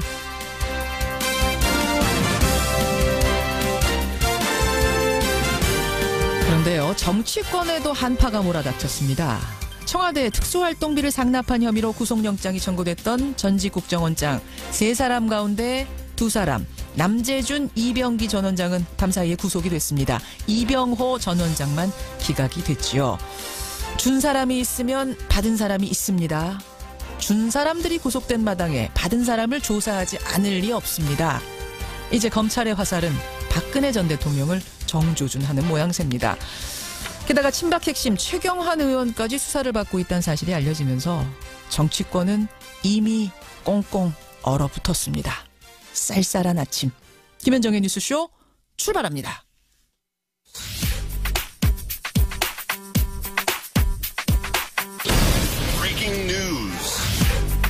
김현정의 뉴스쇼가 주목한 오늘의 포인트, 민경남 프로듀서 나와 있습니다. 어서 오세요, 민 PD. 안녕하세요. 오늘 첫 번째 포인트 뭐부터 볼까요? 박근혜 턱밑입니다. 예, 국정원 특활비 상납 의혹. 제가 오프닝에서도 설명드렸습니다만 그 얘기죠? 간밤에 박근혜 정부 당시 3명의 국정원장 중에 남재준, 이병기 2명이 구속됐습니다. 예. 이병호 전 국정원장은 구속영장 국정원장 3사람 가운데 2사람은 구속이 됐고 네. 이병호 전 원장만 기각이 됐습니다. 네. 왜 그런 거예요? 일단 가장 큰 이유 중에 하나는 박근혜 전 대통령의 지시, 윗선의 지시를 인정했기 때문으로 보입니다. 이게 이제 법원의 얘기는 저건 도망과 증거 인멸에 염려가 없다 이렇게 공식적으로는 말을 했거든요. 수사 진행 과정상 얘기돼 있잖아요. 그게 이제 검찰 수사에서는 박근혜 전 대통령의 지시를 인정하지 않았는데 영장 심사를 받으면서 인정을 했어요. 그러니까 뭐 그게 가장 크게 작용된 것 같고. 나 박근혜 전 대통령한테 지시 받아서 했다. 그래서 상납했다라는 걸 확실하게 인정한 사람은 일단 이병호. 구속은 안 시키는 걸로. 어쨌건 사실 혐의는 어찌 보면 가장 중하거든요. 그러네요. 오랜 기간 재임하면서 돈을 가장 많이 줬잖아요. 뭐 그런 점들은 있긴 한데 어쨌건 윗선에 대한 인정을 했기 때문에 그 점이 중요하고 나머지 뭐 남재준 전 원장은 꼭 박 전 대통령의 지시를 밝히지 않고 나중에 안 본 거니 뭐 기획말로 얘기했다든지 이런 얘기로 빠져나가는 데 비해서 했기 때문에 이병호 전 원장만 기각된 걸로 보입니다. 그리고 법원이 검찰의 영장 3명 청구 다 한 걸 다 내주면은 또 그게 뭐 그 검찰에 지나치게 또 따라간다 이런 소리 들을까 봐서 했다는 그런 비판도 있습니다. 작용했을 거라는 추측도. 네. 그나저나 국가정보기관의 수장 3명이 영장 심사 받기 위해서 한 날 법정에 나란히 모습 드러낸 거. 이거 참 유례 없는 일 아니었습니까? 박근혜 정부에서 3명인데 3명 다 그렇게 들어섰으니까. 그러니까요. 이게 국정원 치욕의 날 이렇게 표현하는 분들이 있습니다. 맞아요. 입만 열면 국가 안보를 내세우면서 실제로는 온갖 불법과 탈법과 정치 공작을 해온 국가정보의 민낯. 이게 드러난 겁니다. 국정원이 황골 탈퇴하지 않는다면 아예 해체해야 한다는 목소리도 그래서 나오는 겁니다. 국정원에 대한 질문으로 시작했는데 오늘 마침 Y뉴스 주제가 국정원 얘기라면서요. 그렇습니다. 국정원 이름이 지금 곧 바뀔 전망인데요. 국정원이 지금 새 이름 찾고 있습니까? 그렇습니다. 그게 개명해요? 이게 이제 문재인 대통령의 공약이기도 합니다. 문 대통령 말 잠시 들어보시죠. 국정원을 해외안보 정보원으로 개편하겠습니다. 국정원 적폐를 청산하고 새로운 정보기관으로 쇄신하겠습니다.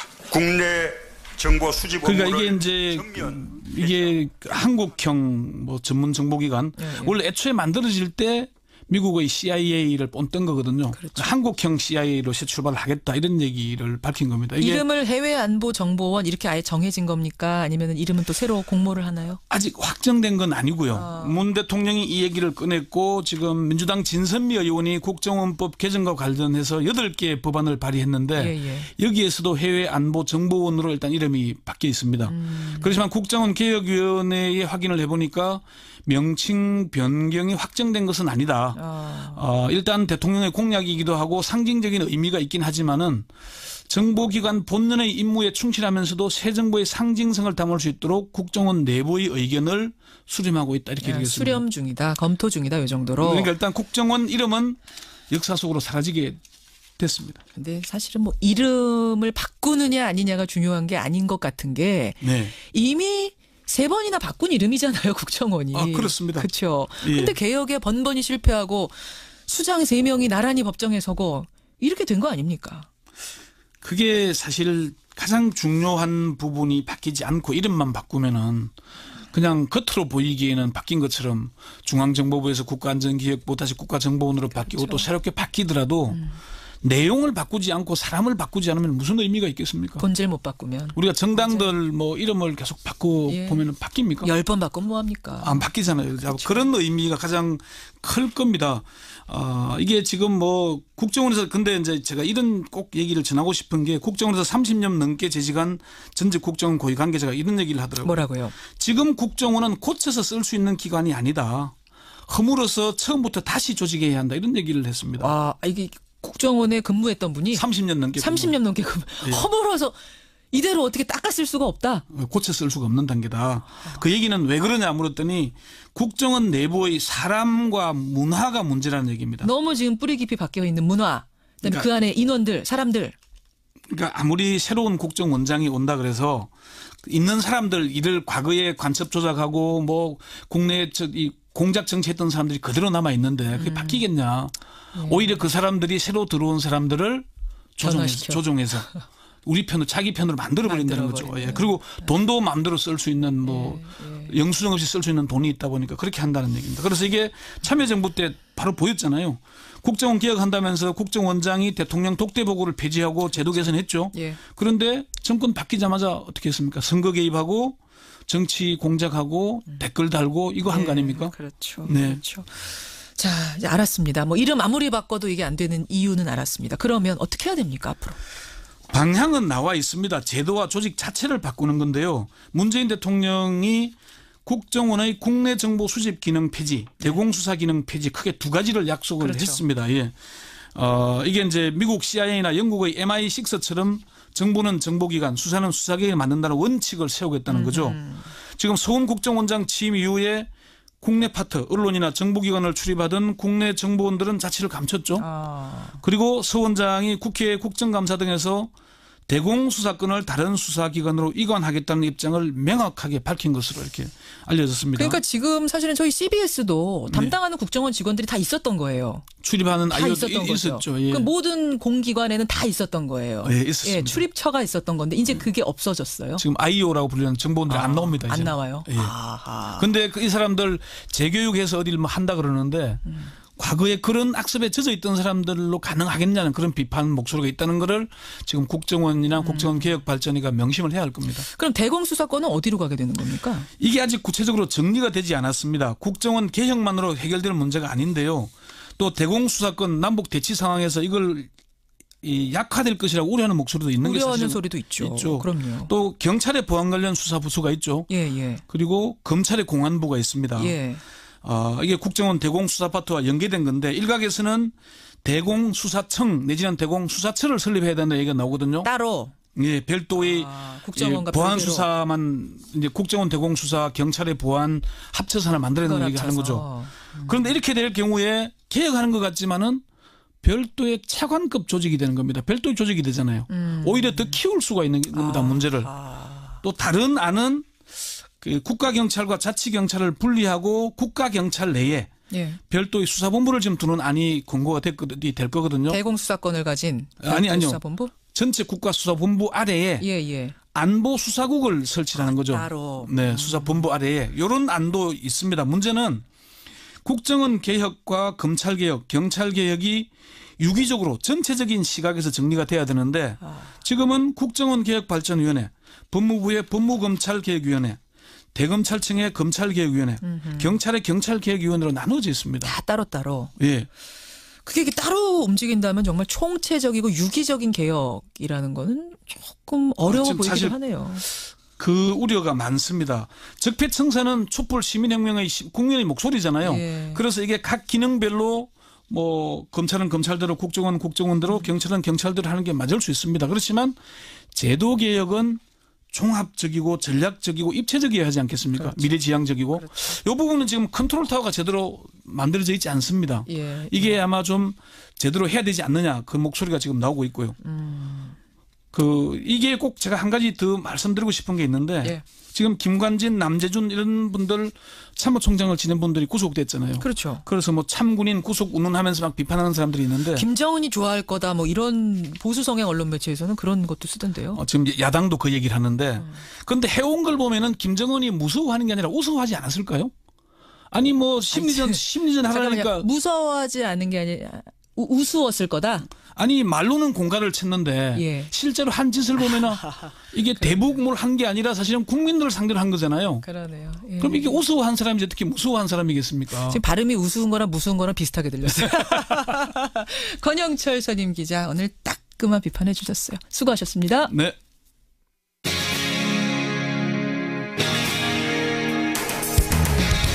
여러분께서는 지금 CBS 라디오 김현정의 뉴스쇼를 함께하고 계십니다. 뉴욕에서 활동 중인 사진작가 겸 행위예술가죠. 김미루 씨. 2011년에 대지와의 104시간이라는 아주 독특하고 파격적인 행위예술로 굉장한 화제를 모았던 작가인데요. 그동안 이분 어떻게 지내는가 했더니 사막여행을 다녀왔다 그럽니다. 그 사막여행기하고 누드 사진들을 모아서 책을 한 권 냈습니다. 김미루의 어드벤처. 사실은 돌 김용옥 선생님의 막내딸이어서 더 관심을 받는 작가기도 하죠. 오늘 화제 인터뷰에서 만나보죠. 김미루 작가 연결이 되어 있습니다. 김 작가님 안녕하세요. 네, 안녕하세요. 지금 그러니까 한국이 아니신 거죠?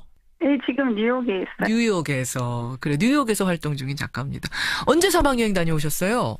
본격적인 사막여행은 2012년 1월부터 했고요. 예. 그때부터 3년 동안이나 거기 유목민들과 생활한 이야기랑 낙타와 이제 촬영한 그 과정들도 자세히 설명했죠. 그렇죠. 그 낙타와 촬영한 과정들. 중간중간에 김미루 작가의 누드 사진이 끼어 있습니다. 근데 그냥 누드가 아니고 사막에서 낙타들과 함께 걸어가는 모습도 있고. 이건 어떤 얘기를 하고 싶으셨던 거예요?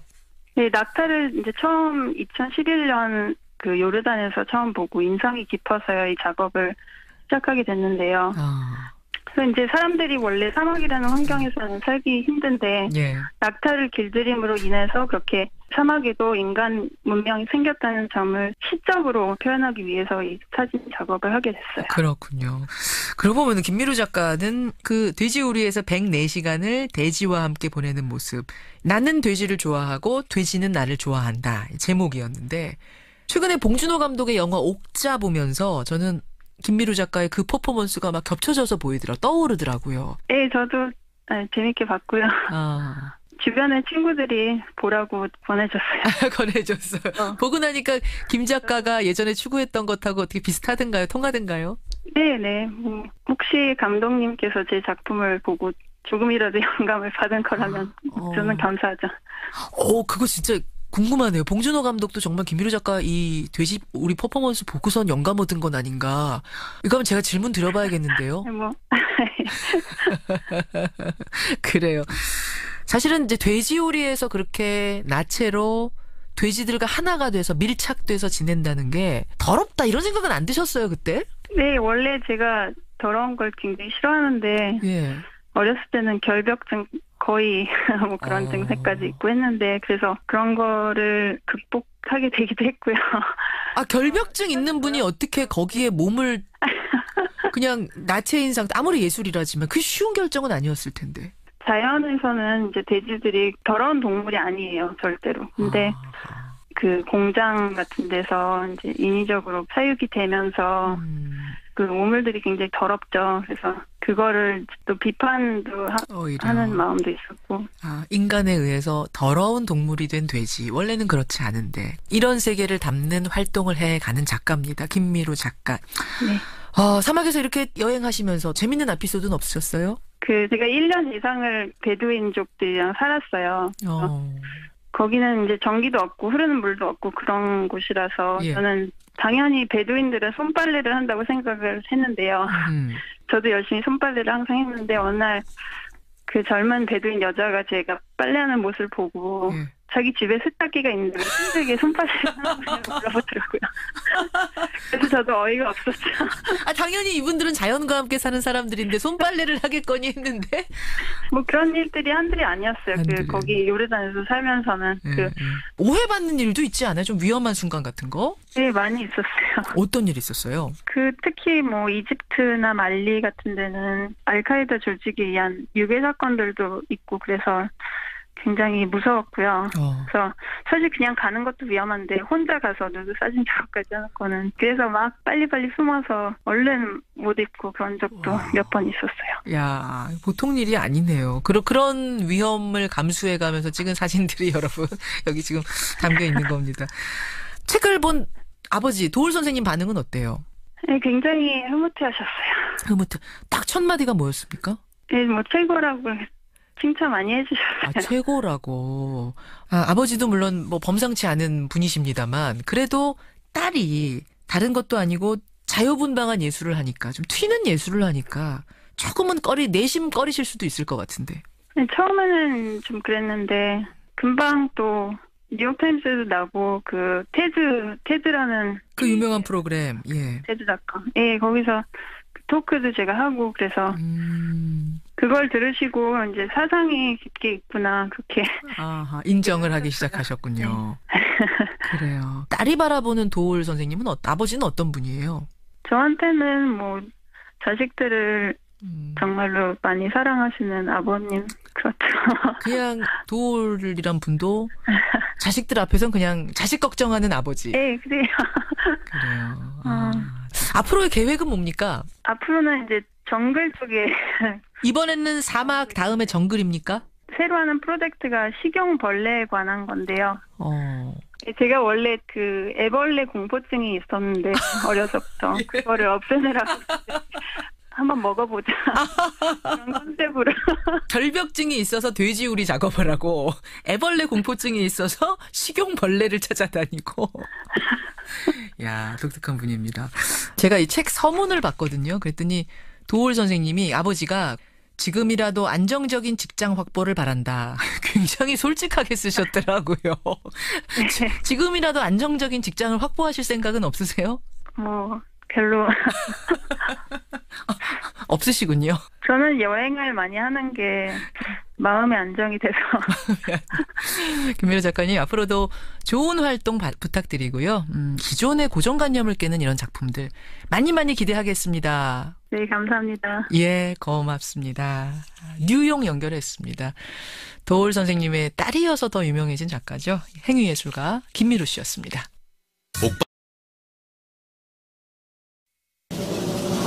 김현정의 뉴스 쇼.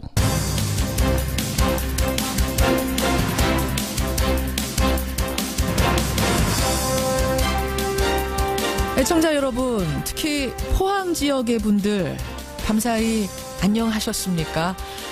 지난밤에도 여진이 발생하면서 집으로 돌아가지 못하고 이틀째 대피소에서 밤을 지샌 분들이 많습니다. 게다가 오늘 비 소식이 있네요. 이 비가 그치고 나면 밤부터 기온이 뚝 떨어진다는데 이재민들의 마음고생 이래저래 더할까 걱정입니다.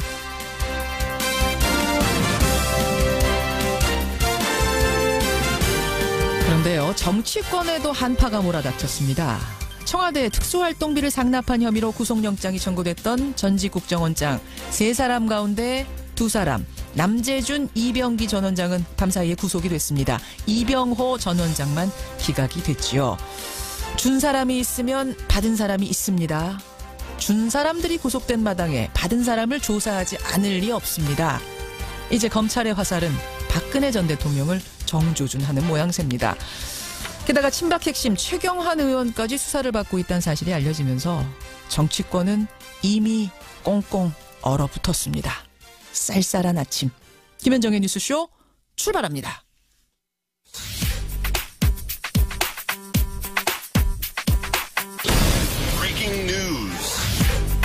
김현정의 뉴스쇼가 주목한 오늘의 포인트, 민경남 프로듀서 나와 있습니다. 어서 오세요, 민 PD. 안녕하세요. 오늘 첫 번째 포인트 뭐부터 볼까요? 박근혜 턱밑입니다. 예, 국정원 특활비 상납 의혹. 제가 오프닝에서도 설명드렸습니다만 그 얘기죠? 간밤에 박근혜 정부 당시 3명의 국정원장 중에 남재준, 이병기 2명이 구속됐습니다. 예. 이병호 전 국정원장은 구속영장이 기각됐지만 대통령에게 특활비를 내라는 지시를 직접 받았다는 진술을 내놓은 상태입니다. 그렇죠. 또 친박의 핵심이죠. 자유한국당 최경환 의원이 경제부총리로 재직하던 당시에 국정원 특활비를 제공받은 의혹에 대해 검찰 수사 중인 것으로 전해집니다. 최경환 의원도 수사 중이다. 네. 그리고 안봉근 이재만 2 전직 청와대 비서관이 특활비를 상납받은 혐의로 구속이 된 상태죠. 그렇죠. 이 과정에서 이미 박근혜 전 대통령이 공범으로 적시된 상태입니다. 예. 검찰 수사가 점점 박근혜 전 대통령의 턱밑을 조여오는 모양새입니다. 그러니까 지금 국정농단으로 이미 재판을 받고 있는 건데 거기다가 국정원 특활비까지 추가 수사를 받아야 되는 이런 상황에 지금 놓인 겁니다. 그렇습니다. 예, 수사가 초일기에 들어갔다고 봐야겠네요. 다음 포인트는 뭡니까? 포항 고3들의 순환입니다. 여진이 밤사이에도 있었습니다. 이 포항 지역의 여진 계속되는 상황인데 과연 다음 주에 수능은 괜찮을까 이런 우려가 나오고 있죠. 네. 포항 시내 수능 고사장 14곳 중에 10곳에 균열이 발생해서 당국에서 안전점검 중이죠. 예. 김부겸 행정안전부 장관은 어제 포항 지역 수험생들이 인근 지역에서 시험을 볼 수 있게 하겠다고 말했습니다. 그러니까 이동을 해서 다른 곳에서 시험을 볼 수 있도록? 그렇습니다. 네, 하지만 교육당국에서 긴급 설문조사를 해본 결과 포항 지역 수험생들의 80% 이상은 여전히 포항에서 시험을 보기를 원한다고 합니다. 그렇죠. 상식적으로 생각을 해도 어떤 낯선 지역으로 가서 시험 본다는 게 이게 좋은 건 아니니까. 그렇죠. 좋을 리는 없으니까. 참 포항 지역 수험생들 상상도 못할 일 때문에 정말 마음고생이 심하겠네요.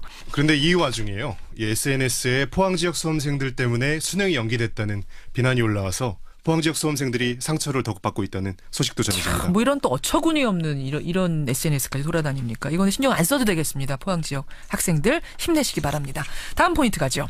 일본은 사과하라입니다. 일본은 사과하라. 이거 우리가 많이 해온 얘기인데 왜 이야기가 지금 이 시점에 또 나온 거죠? 네, 국제사회 이야기입니다. 유엔 인권이사회에서 일본에 대해 일본군 위안부 문제에 성의 있는 사과를 하고 희생자에 대해서 보상하라는 권고를 내린 사실이 일본 교도통신을 통해 알려졌습니다. 유엔 인권이사회에서 권고를. 네, 이번 권고안에는 혐한 관련 혐오 발언에 대해서도 일본 내 대책이 미흡하다는 지적이 포함되어 있다고 합니다. 예, 일본은 답을 해야겠습니다. 여기까지 오늘의 포인트. 민경남 프로듀서 수고하셨습니다. 감사합니다. 포항 장성동의 한 필로티 건물은 건물을 떠받치고 있는 기둥이 지진의 엿가락처럼 힘없이 무너지며 폐쇄됐습니다. 여진이 계속 발생이 돼서 집에 있기가 너무 겁나서 전국 학교 시설물 10곳 중 8곳은 내진 기준을 충족하지 못한 것으로 파악됐습니다. 예, 그제 포항에서 발생한 지진의 여진이 계속되고 있습니다. 이런 가운데 어제 인터넷상에서는요. 우리 집 내진 설계 간편 조회 서비스라는 페이지가 꽤 오랫동안 실시간 검색어에 올라 있었습니다. 이게 이제 서울시 건물들의 내진 설계 여부를 알려주는 페이지인데요. 서울시의 60만여 개 건물 가운데 절반만이 내진 설계가 돼 있더군요. 그렇다면 전국적으로는 어떨까요? 여러분이 사시는 그 집은 안전한 걸까요? 이분과 함께 짚어보죠. 한국지진공학회의 회원이세요. 건국대학교 인프라시스템공학과 이태영 교수 연결이 돼 있습니다. 이태영 교수님 안녕하세요. 네, 안녕하세요. 교수님 댁은 어떻게 내진 설계가 돼 있습니까? 지금 제가 살고 있는 집은 2002년에 지어져서요. 예. 내진 설계가 되어 있다고 봅니다. 그래요. 저도 어제 간편 조회 시범 서비스 들어가 봤는데 저는 확인이 어렵습니다. 이렇게 나오더라고요. 제가 사는 아파트는. 근데 이게 어떤 건물은 돼 있고 어떤 건물은 내진 설계가 안 돼 있고 기준이 뭡니까? 예, 그게 우리나라에서 1988년부터 건축물에 내진 설계를 도입을 했는데 그 당시에는 6층 이상 건물에 대해서 적용을 했어요. 88년에 예. 6층 이상 건물은 내진 설계를 해라. 네. 그리고 그게 이제 확대가 좀 되는 게 5층 이상으로 확대가 되는 게 2005년에 확대가 됐고. 검찰이 무리수를 두면 우리는 자료를 꺼낼 수밖에 없다. 이거 보도 들으셨죠? 예.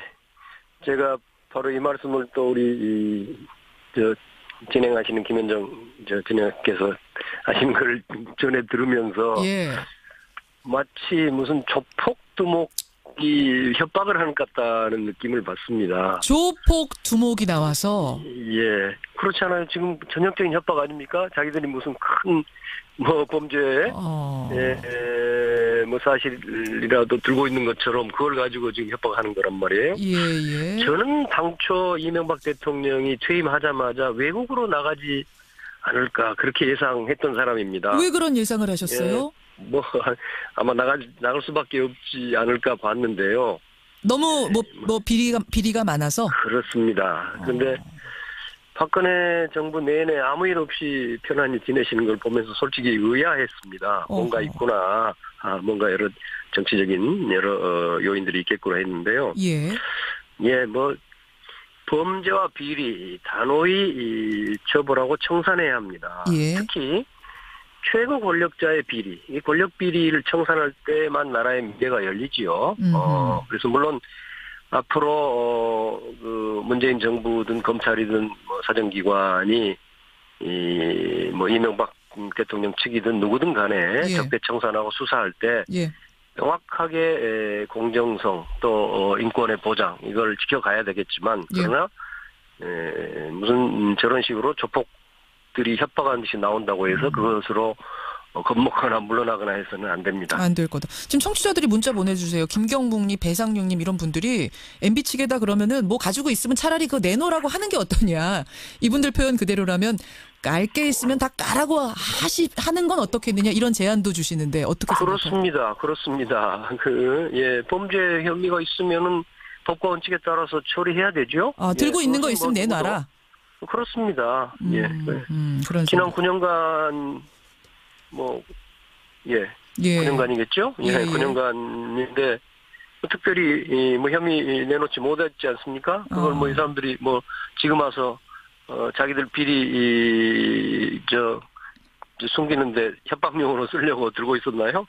그런 혹시 이명박 정권에서 박근혜 정권으로 넘어갈 때 이제 같은 정권이니까 그때는 아무 일이 없다가 이 정권 바뀌면은 이런 상황이 벌어질 거라고 생각하고 진짜로 뭐를 들고 있을 가능성은 없겠습니까? 그거야 이게 뭐 저도 아까 말씀하신 것처럼 법무부 장관을 지냈습니다만 저에 대해서는 무슨 삐리 있다고 그러면 한번 꺼내놨으면 좋겠습니다. 차라리 있으면 꺼내라. 아니 자유한국당이 엊그제 말이죠. 노 전 대통령의 부인, 아들, 딸, 조카 사위까지 고발을 했습니다. 박연차 회장한테서 640만 달러 뇌물로 받은 사건 다시 수사해달라 이런 건데 혹시 이것과 연결돼서 지금 뭘 들고 있는 건 아니냐 이런 얘기들 나오거든요. 제가 알 바 없는 일이고요. 예.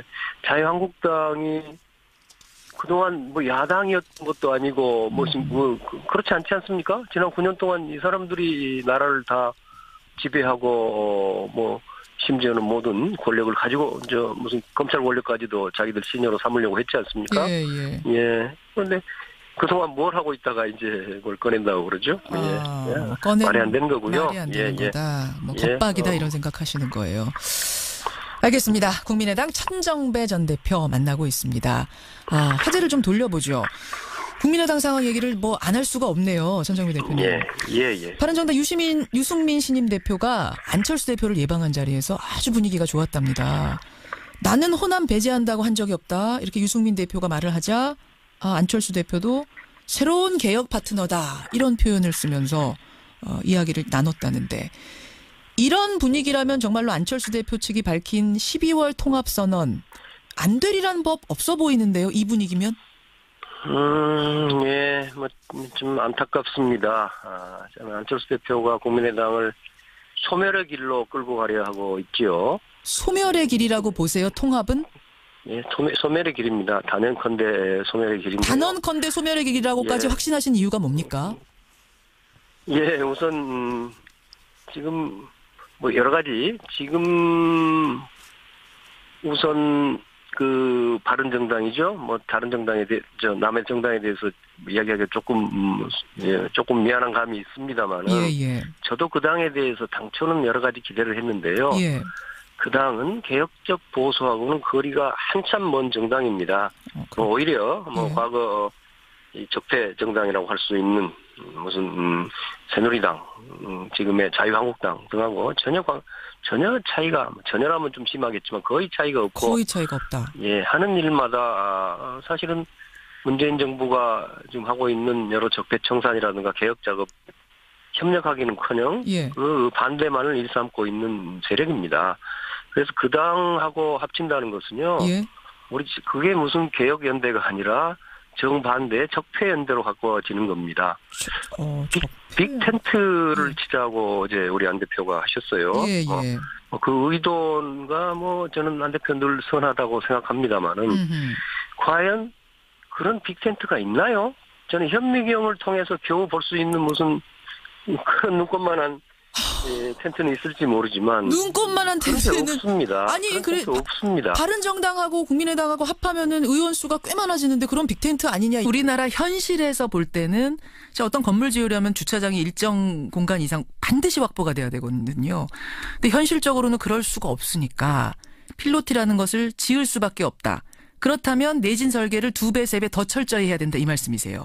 맞습니다. 그리고 건축구조 기준은 이제 그렇게 명시가 되어 있고요. 가능은 합니까? 더 철저히 한다는 게? 기준에 나와 있습니다. 설계 기준에 자세하게 나와 있기 때문에 그걸 설계 기준을 잘 따르면 되는데 이번에 지금 현재 한국지진공학회 회원들하고 토목학회 회원들 이런 분들이 전문가들이 지금 내려가서 점검을 하고 계시거든요. 특히 장성동에 사고가 났던 이런 필로티 건물들 가서 조사를 해봤더니 이게 아무래도 내진 설계 기준을 제대로 따르지 않은 것들이 좀 발견이 된 모양이에요. 특히나 심하게 부서진 그런 것들을. 맞아요. 또 기사는 잘 안 나오지만 이제 그분들이 조사하고 올려놓은 사진들을 보면은 바로 옆에 있는 똑같은 형식의 필로티 구조물인데 멀쩡한 구조물들이 있더라고요. 똑같은 구조인데도. 맞습니다. 근데 그게 이제 모양이 약간 다르던가 아니면 기둥의 사이즈가 다르던가 그 안에 있는 철근의 배치가 다른 겁니다. 내진 설계 기준을 잘 따르면 그렇게 멀쩡한 거죠. 바로 옆에 있는데도. 바로 옆에 있는데도. 그러니까 내진 필로티 구조의 내진 설계를 강하게 한다는 얘기는 기둥을 심긴 심때 조금 더 굵게 한다거나 그 안에 철심을 더 넣는다거나 뭐 그 철심의 모양을 어떻게 한다거나 이런 방법들이 있군요. 예, 그런 상세한 규정들이 있습니다. 예, 잘만 따랐으면 이번 우리가 본 사진처럼 그런 어처구니 없는 상황까지는 가지 않았을 거다. 네. 뭐 일단 피할 수 있다면 피하면 좋겠지만 현실적으로 불가능하다면 지금의 그 내진 설계 기준을 잘 지켜서 그대로 따라야 한다. 이 말씀이세요. 예. 알겠습니다. 학교하고 필로티 얘기를 해봤습니다.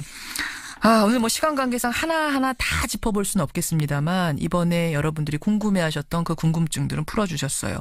그럼 앞으로 어떻게 해야 될 것이냐. 이제 우리나라도 지진 안전지대가 아니라는 것은 확실해진 것 같습니다. 전문가로서 뭐가 더 필요하다고 보세요? 이번 지진은 특징이 구조적인 손상을 많이 줬어요. 이번에 말씀하신 필로티라든지. 맞아요. 또 크게 드러나진 않았지만 상수도가 파열된 데가 있었고요. 전기가 단절된 데가 있었고 우리가 라이프라인이라고 얘기를 하는데요. 우리 인간 생활하는데 그리고 복구하는 데 꼭 필요한 그런 것들이 있거든요. 도로, 전기, 가스, 상수도, 하수도 이런 것들이 중요한데 이런 것들도 손상을 입었어요. 그래서 내진 설계가 그대로 시공이 잘 될 수 있는 이런 절차, 검증하는 제도 이런 것들을 마련을 해야 되고요. 예. 그리고 또 라이프라인에 대한 대책도 우리가 다시 한번 돌아봐야 되는 계기가 됩니다. 이번에. 상하수도라든지 전기라든지 이런 라이프라인이라고 불리는 우리 생활에 꼭 필요한. 그러니까 무슨 사고가 발생했을 때도 우리 생명을 지켜줄 수 있는 그 기본적인 인프라들이 튼튼하게 돼 있는지도 점검하고 가자 이 말씀이세요. 네. 기존의 건물들 어떻게? 제가 또 오래된 집에 살아서 그런지 모르겠습니다만 기존의 건물들 이거 어떻게 할 건가? 이 과제가 좀 큰 것 같아요. 그래서 국토부나 행정안전부에서 이제 그런 지원책을 많이 마련하고 유도책을 마련하고 있어요. 뭐 세제 혜택을 준다든지. 근데 이게 지진이 나지 않으면 무용지물처럼 느껴지기 때문에 당장 눈에 띄지 않으니까 지진 나기 전까지는 거기에 이제 비용을 지불하는 걸 좀 꺼려하죠. 돈을 안 쓰는 거죠. 근데 이번에 지진을 겪으면서는 좀 아마 인식이 바뀌었을 거라고 생각이 됩니다. 그러네요. 네. 예, 여기까지 말씀 나누죠. 교수님 고맙습니다. 네, 감사합니다. 건국대학교 인프라시스템공학과 이태영 교수였습니다.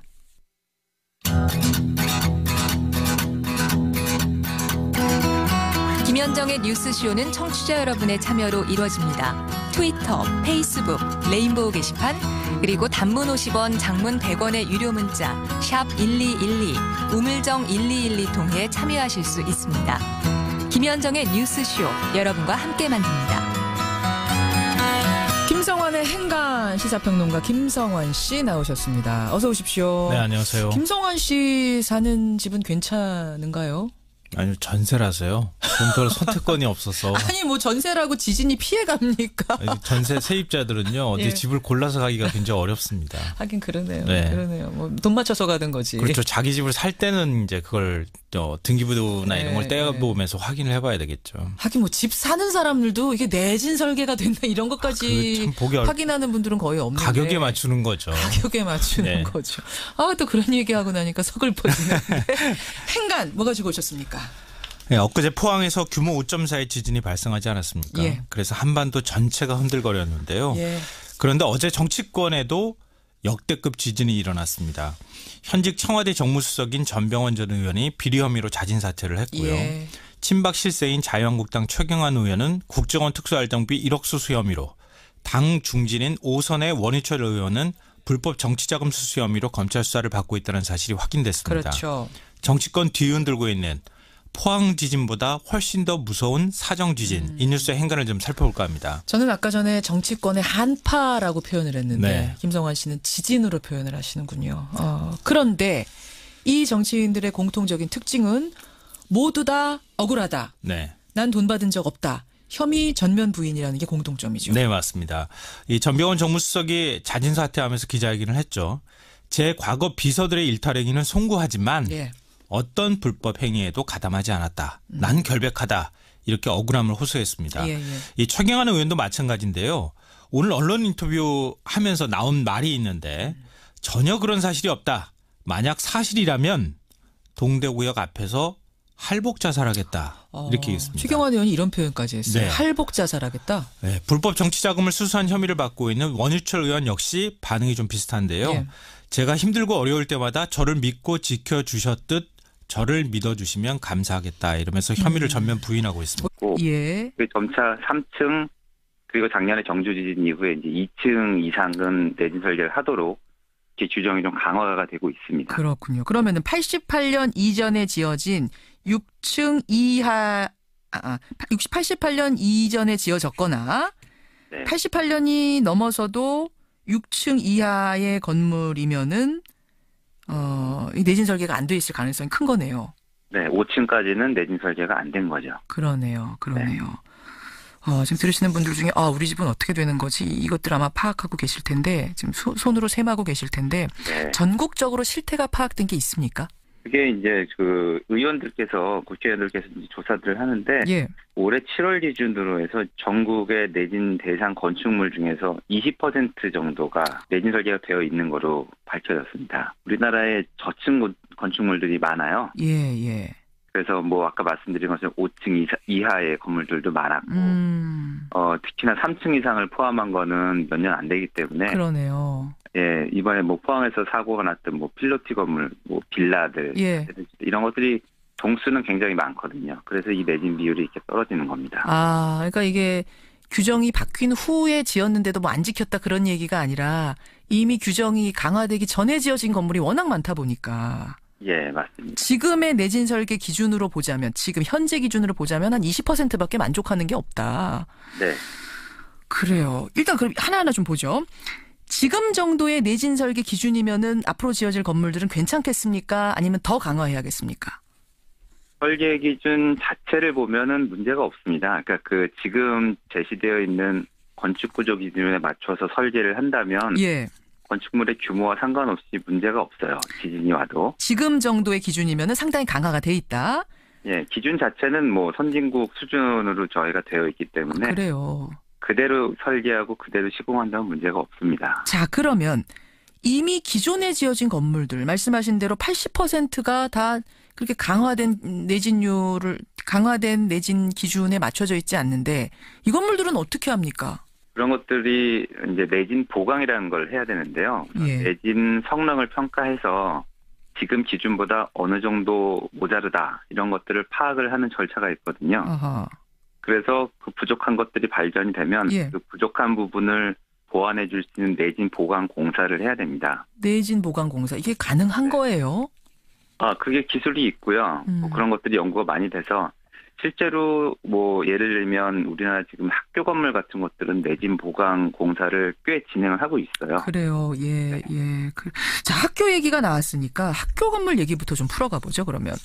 네. 이번에 크게 이슈가 된 게 이제 두 가지 정도입니다. 뭐 오늘 다 짚어볼 수는 없을 테니까요. 한 두세 가지 정도가 이슈가 크게 논란이 됐는데 하나가 학교 건물, 하나가 필로티 구조. 여기들이 크게 주목을 받았습니다. 이번에 대학교 외벽 무너진 것들 뭐 동영상 보고 많이들 놀라셨을 테고 또 고등학교의 건물 균열 발생한 것들도 많이 보셨을 거예요. 근데 우리가 학교를 특히 이번에 주목을 해서 그런 건가요? 아니면 실제로 학교 건물이 다른 건물들에 비해서 내진율이 떨어지는 건가요? 실제로 아까 뭐 전국적으로 20% 정도가 내진 설계가 되겠다고 말씀을 드렸는데 예. 학교 건물만을 보면은 약 25% 정도가 내진율을 보유하고 있어요. 그러면 뭐 평균이나 비슷비슷하네요. 예, 뭐 크게 떨어지는 건 아닌데 저희가 학교 건물을 집중하는 이유는 일단 뭐 어린 아이들, 학생들은 저희가 우선적으로 보호해야 되는 대상이기 때문에 그렇기도 하고요. 물론이죠. 미국, 일본 같은 데서는 이제 학교 건물들을 이렇게 대피소로 쓰이는 경우가 많이 있습니다. 그렇게 이제 보호가 잘 내진 설계가 되어 있는 건물이다 보니까. 예. 그런 이유로 학교 건물에 저희가 주목을 하는 거고 특히나 2008년에 중국의 스촨성 지진이 크게 났는데 그때 학교 건물이 무너진 경우가 있었어요. 그래서 이제 아이들이 다치고 했기 때문에 그때 이후로 학교 내진 보강을 시작을 하게 된 겁니다. 2008년 스촨성 지진 때 그 학교 여러분 기억하실 거예요. 아이들이 다 묻혔었던. 그런데도 아직도 25% 수준밖에 안 됐어요. 비용이 많이 듭니다. 재원을 확보하는 게 힘들었고요. 예. 그리고 학교라는 게 특성이 방학 때만 이 공사를 할 수 있는 그 여건이 있기 때문에 그러네요. 그런 면에 있어서 아마 추진이 좀 더뎠던 것 같고요. 예. 전체적으로는 이 내진 보강 같은 게 지진이 오지 않으면 티가 나지 않거든요. 그렇죠. 그래서 이게 좀 그 예산 배정에서도 늦춰지고 그런 면이 있었습니다. 작년에 경주 지진 이후로 그런 것들은 많이 탄력을 받긴 했죠. 자, 또 하나 이번에 눈에 띈 것이 이제 필로티 구조 건물들이었어요. 이 기둥이 무너져 있는 충격적인 사진들이 막 돌아다녔거든요. 이 구조가 지진에 더 취약한가요? 어떤가요, 교수님? 예, 그 구조 형식이 필로티는 내진 설계를 하는 데 있어서 취약한 그런 구조 형식에 속합니다. 역시 그냥 우리가 막연히 생각하는 그게 맞군요. 예, 우리가 봐도 이제 하체가 좀 부실해 보이는 그런 형식의 구조이기 때문에. 그렇죠. 예, 지진에 취약합니다. 구조 자체가. 그러면 아까 말씀하신 그 내진 설계 기준이 지금 강화된 내진 설계 기준이 있다고 말씀하셨잖아요. 그럼 그 기준 하에라면은 필로티 구조는 이제 더 이상 못 짓는 거 아닙니까? 우선적으로 이 건축 구조 기준을 보면 필로티는 좀 피하도록 하는 게 좋은데요. 아무래도 이 건축물이라는 게 말씀하신 것처럼 이제 뭐 사용성이라든지 아래 주차를 해야 되거나 1층에 저희가 필요한 공간이 많을 때가 있어요. 그런 이유 때문에 1층 공간 확보를 위해서 필로티를 어쩔 수 없이 쓰는 경우도 있습니다. 그래서 내진 설계라는데 좀 피하면 좋은 형식이긴 하지만 기둥 보강을 잘 하거나 설계를 제대로 하면 사용하는데 문제가 없습니다. 가장 좋은 건 필로티 구조하지 않고 그 앞에 주차장을 따로 확보하는 거지만 물론 지금 모르겠습니다. 이분들 가운데는 정말로 억울할 사람이 있을 수도 있고 그럴 수도 또 있죠. 아닌데 그냥 이렇게 일단은 부인하고 보는 사람이 있을 수도 있고 뭐 속사정들은 이제 조사하면 알겠습니다만 일단은 혐의를 받는 게 사실이고 다 부인하고 있는 게 사실이고 이건 공통점이란 얘기예요. 자, 정치권, 지진으로 흔들리고 있는 정치권. 이 뉴스의 행간으로 들어가 보죠. 첫 번째 행간은 뜬 눈으로 밤을 지새웠을 것이다입니다. 일단 포항 시민들이 그랬을 것이고 정치권의 이분들도 그랬을까요? 네, 맞습니다. 겉으로는 절대 돈 받은 적 없다. 비리 저지르지 않았다. 이렇게 큰 소리를 치고 있는데요. 그렇지만 속으로는 아마 잠을 못 잘 정도로 불안할 겁니다. 왜냐하면요. 지금 이미 포항처럼 집이 무너지기 일보 직전이라는 사실을 직감하고 있을 겁니다. 정치 생명이 끝날 수도 있다는 생각을 할 것 같은데요. 아니 아직 검찰 수사가 시작이 안 된 경우도 있지 않아요? 왜냐하면요. 전병헌 전 수석을 얘기하면 검찰이 아무리 간이 커도 현직 청와대 정무수석을 수사한다. 그리고 피의자 신분으로 소환 통보를 한다. 이거 웬만한 자신감 아니면 안 되거든요. 그만큼 혐의 입증을 자신하고 있다. 이런 얘기가 될 수 있고요. 현직이었던 사람에 대해서 그 정도 그러니까 내주 초에 지금 소환한다는 건데. 살아있는 권력을 건드리는 거거든요. 이건 뭔가 증거 확보가 지금 됐다는 자신감이 있는 걸 거다. 네, 그렇습니다. 그리고 가장 든든한 버팀목이 어디입니까? 청와대잖아요. 청와대죠. 청와대 반응도 좀 싸늘합니다. 지금. 어떻게요? 오히려 임종석 비서실장이 적절한 판단을 내리시라. 그동안 여러 차례 자진 사퇴를 종용했다고 합니다. 전 수석을 향해서. 네. 최경환 의원도 마찬가지인데요.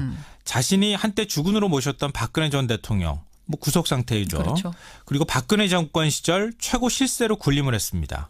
그런데 지금은 친박계에 대한 당내 시설이 아주 싸늘합니다. 그러니까 우군이 별로 없다는 얘기예요. 그래요. 그러니까 만약에 이 상태에서 특활비를 받았다고 하는 사실이 확인됐다. 그러면 진짜 정치 생명 끝나는 겁니다. 원유철 의원도 마찬가지인데요.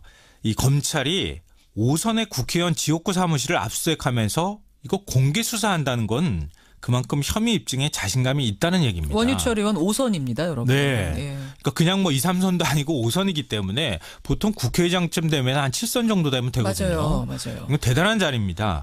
그런데 이렇게 검찰이 압수수색을 공개적으로 했다는 것은 역시 마찬가지로 혐의 입증에 자신을 하고 있다는 얘기가 될 수 있습니다.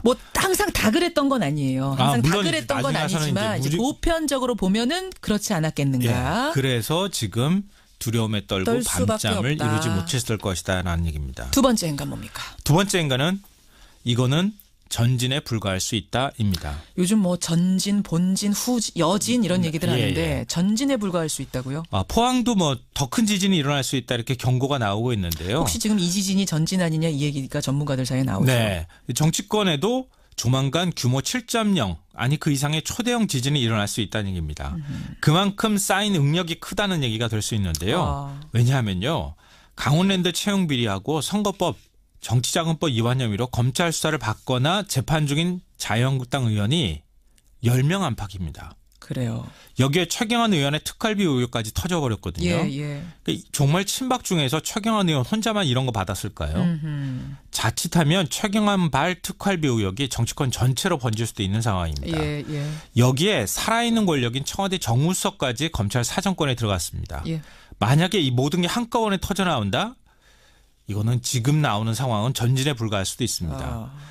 박지원 전 대표, 국민의당 박지원 전 대표가 페이스북에 어제 국정농단 댓글에 이어서 총체적으로 비리사찰 공화국이 되어간다 이렇게 표현까지 했습니다. 물론 이게 부정적인 표현일 수도 있지만 사찰 국면이 시작됐다고 얘기하고 있다고도 볼 수 있을 것 같습니다. 마지막 행간 뭔가요? 마지막 세 번째 행간은 언제 어디서 지진이 일어날지 아무도 예측할 수 없다 이겁니다.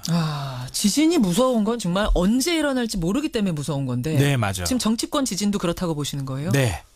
그러니까 보통 박근혜 정부 시절에도 그렇지만 검찰총장이나 더 법무부 장관을 통해서 검찰 수사 상황이 보고가 됐어요. 청와대로. 예. 그런데 이번 정부에서는 그런 게 없다고 합니다. 그렇죠. 오히려 문무일 검찰총장이 수사 기밀을 유출하는 검사는 각오해라 이렇게 엄포를 놨다고 합니다. 그리고 청와대에서도 조국 민정수석이 항상 그랬잖아요. 우리는 간섭 안 한다. 네. 독립적으로 운영될 거다. 그리고 지금 이 이름이 거명되는 의원들이요. 뭔가 기획사정을 해서 나왔다기보다는 뭐 전 보좌관의 변호사비 대남 요구, 롯데홈쇼핑 재승인 로비, 뭐 국정원 특수활동비 수사하다가 걸려 나온 거예요. 맞아요.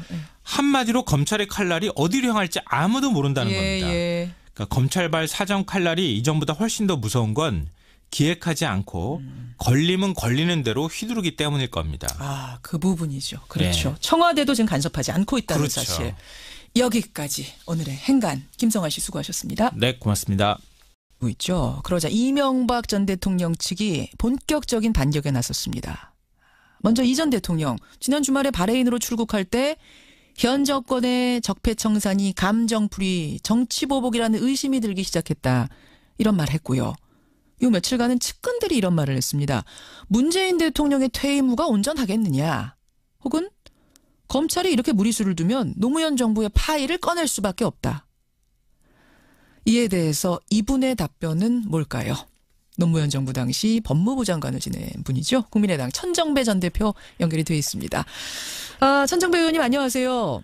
예, 안녕하세요. 천정배입니다. 예, 노무현 정부 당시에 법무부 장관 하셨고 또 열린우리당 원내대표 하셨고 그렇죠? 예, 그렇습니다. 예. 이명박 전 대통령의 측근이 기자에게 했다는 말. 이제 6개월 정권 잡은 사람들이 MB에 대해서 더 많이 알겠느냐. 아니면 5년 동안 정권 잡았던 우리 쪽이 노무현 정부에 대해서 더 많이 알겠느냐.